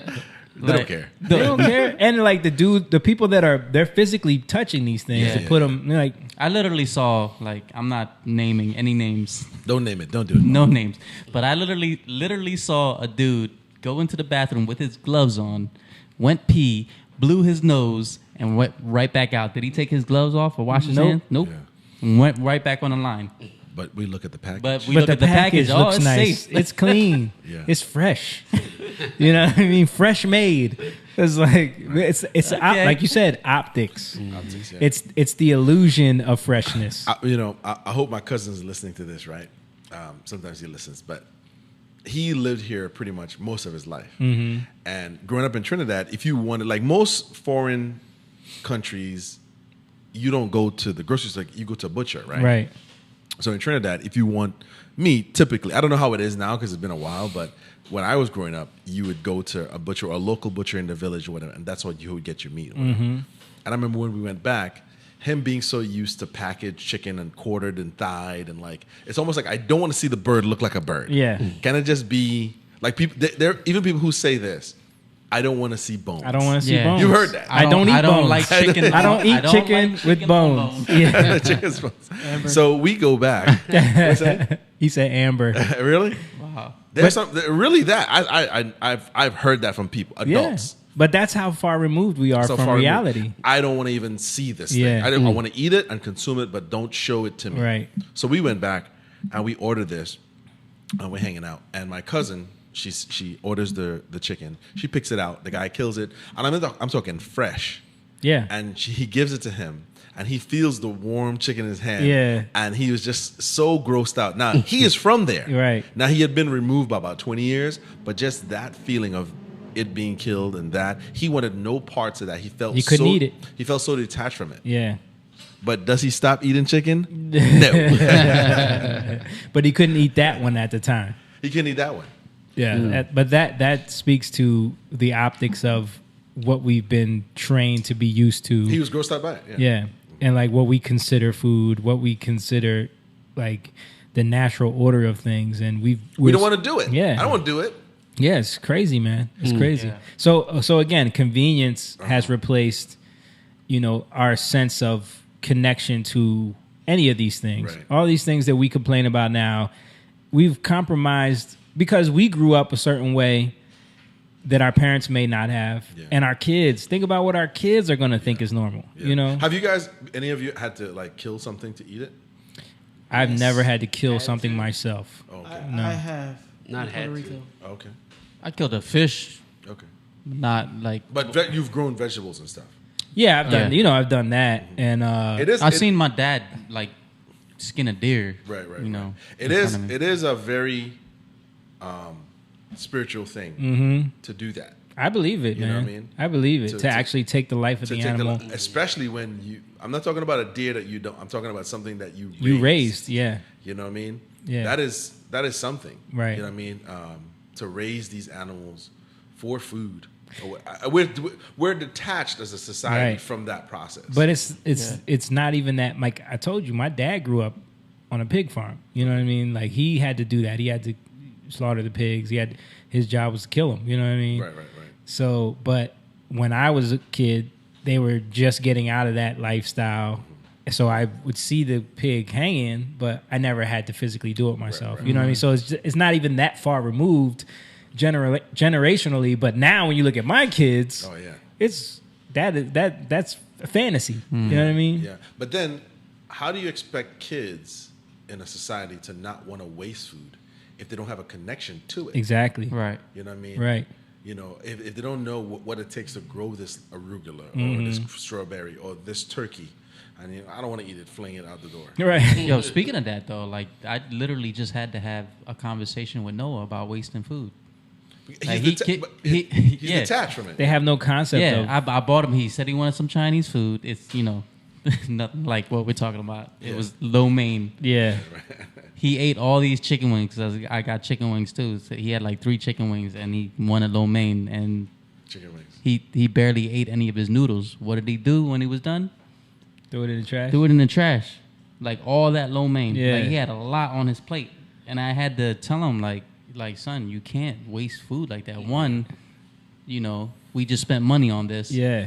2, that's good food that you just threw right into the trash. It's sitting right on top of the trash. All this. But in his mind, he's thinking, you'll just buy it from me tomorrow. Yeah, right. You know what I'm saying? Like I had to tell him like, yo, there's people in the world that would kill you for that. Yeah. Yeah. Yeah. Like people in Cuba right now. Right. Right. They would love that food. Now, we had that in Trinidad. So we had agriculture. That was mandatory. Yeah, that was in school. Oh, okay, you guys had it here No, too? I'm saying y'all did. Yeah, yeah. We ain't had that in school. Hell no. We actually had goats, pigs. We had a garden that every student had to take. Yeah. We had that. They had that in the school, so you would learn agriculture. That was, I don't know if it's like that now because they've really copied the Western idea, and they had discipline too. Yeah, physical discipline. that's the other thing. They was whooping ass.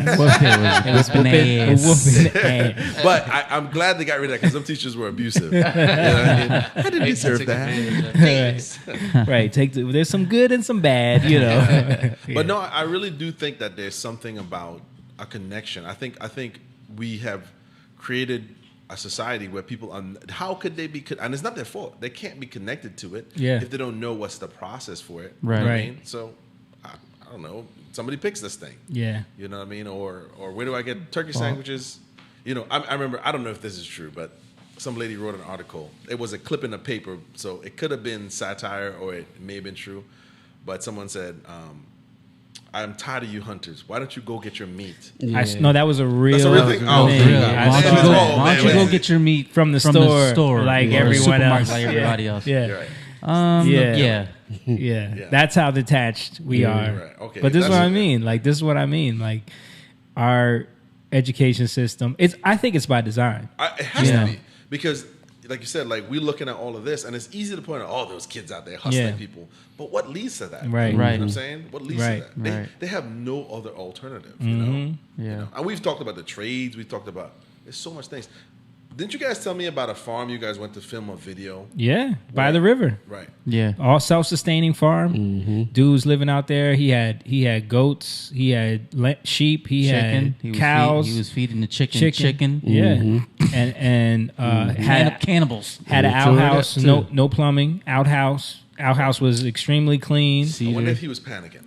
No, he's probably good. Like he's been straight this whole time. Yeah. 2020 was nothing for him. You know what I mean? Normal He fed us food. He had like this mixed meat stew that he made from the different animals there, and some fresh strawberries with maple syrup that he tapped right from the tree, and the bathroom system that he had. They had their own soap that they make, and they had They were using a sawdust system. Like you just go to the bathroom, put a little sawdust in there to cover it. And it was clean, man. Yeah. It was like impressive the way these people live, and they have no waste. He said they maybe have one small bag of trash a month.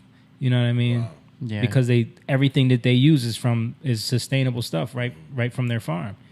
You know? And you're consuming, you're eating, you're growing and consuming what you eat. You know who the neighbor next door, Connie. Mm-hmm. When I did some work for her, I went down to her basement, and she had like rows and rows of like jars of pickled stuff. Yeah, pickled stuff. Yeah, that she grew. Yeah, and yeah. She was like, oh yeah, she's like, this is all my, and some of it was like a year, 2 years, 3 years. That stuff can last for years, man. Yeah, that's what people had to do. Yeah, it was no labels on it. It was just like she did it herself. Yeah. She bought all these mason jars, and she would, I guess, I don't know. That comes from no technology, no refrigeration. Like all these technological advances have actually made us regress in that's what it is. Learning how to actually survive. You know what I mean? Right. We're so dependent on convenience now. Right. Now we can, I'm hungry. Uber. Yeah, exactly. Bring it to me. Exactly. Let me grab Bring it to me. Exactly. I was watching this one podcast about one of these chicks. She was on No Jumper talking about how she is so bougie now that she has some money that she she forgot her iPhone charger. She was in LA, forgot her iPhone charger and ordered one, but wanted it in an hour. So she spent $100 for an iPhone charger. All right. You know what I'm saying? Like, You just go to the store. but she didn't want to leave. She didn't want to get up and go to the store. Right. See, this is the George Bush quote. Fool me once again. See the thing? Fool me twice. You fool me once. But you can't get fooled again. But that's why when you watch the Time Machine and you see the Eloy, oh my gosh! Because the thing about the Eloy was when he first gets to that year, he thinks it's utopia. He thinks it's utopia until he finds Weenie, who is drowning in a lake, and everyone's just watching her die. Like, yeah, okay. Like, they don't give a shit because why? Because they're totally self-centered people. Yeah, everything is about pleasure, me and pleasure and leisure. Like, I don't care about you at all. You mean nothing to me. Wow. And when he saves her, he's like, "What's wrong with y'all?" You know what I mean? They don't care about anything. Yeah. But they have everything provided for them. They live a life of leisure, and they look all homogenous. You know what I mean? Yeah, all look the same. Yeah. All right, guys. That was a long one. It's a long one. We're going to wrap it up. Thank you guys for watching. It's been a good one. Good conversation, man. So, any more comments? I think we got them all. Okay, cool. So, listen, we need y'all support. Patreon.com/youngliontv. You see it there at the bottom of the screen. You see the page there. You can sign up. You can become a member. Donate to the cause. There's many tiers that you can choose from.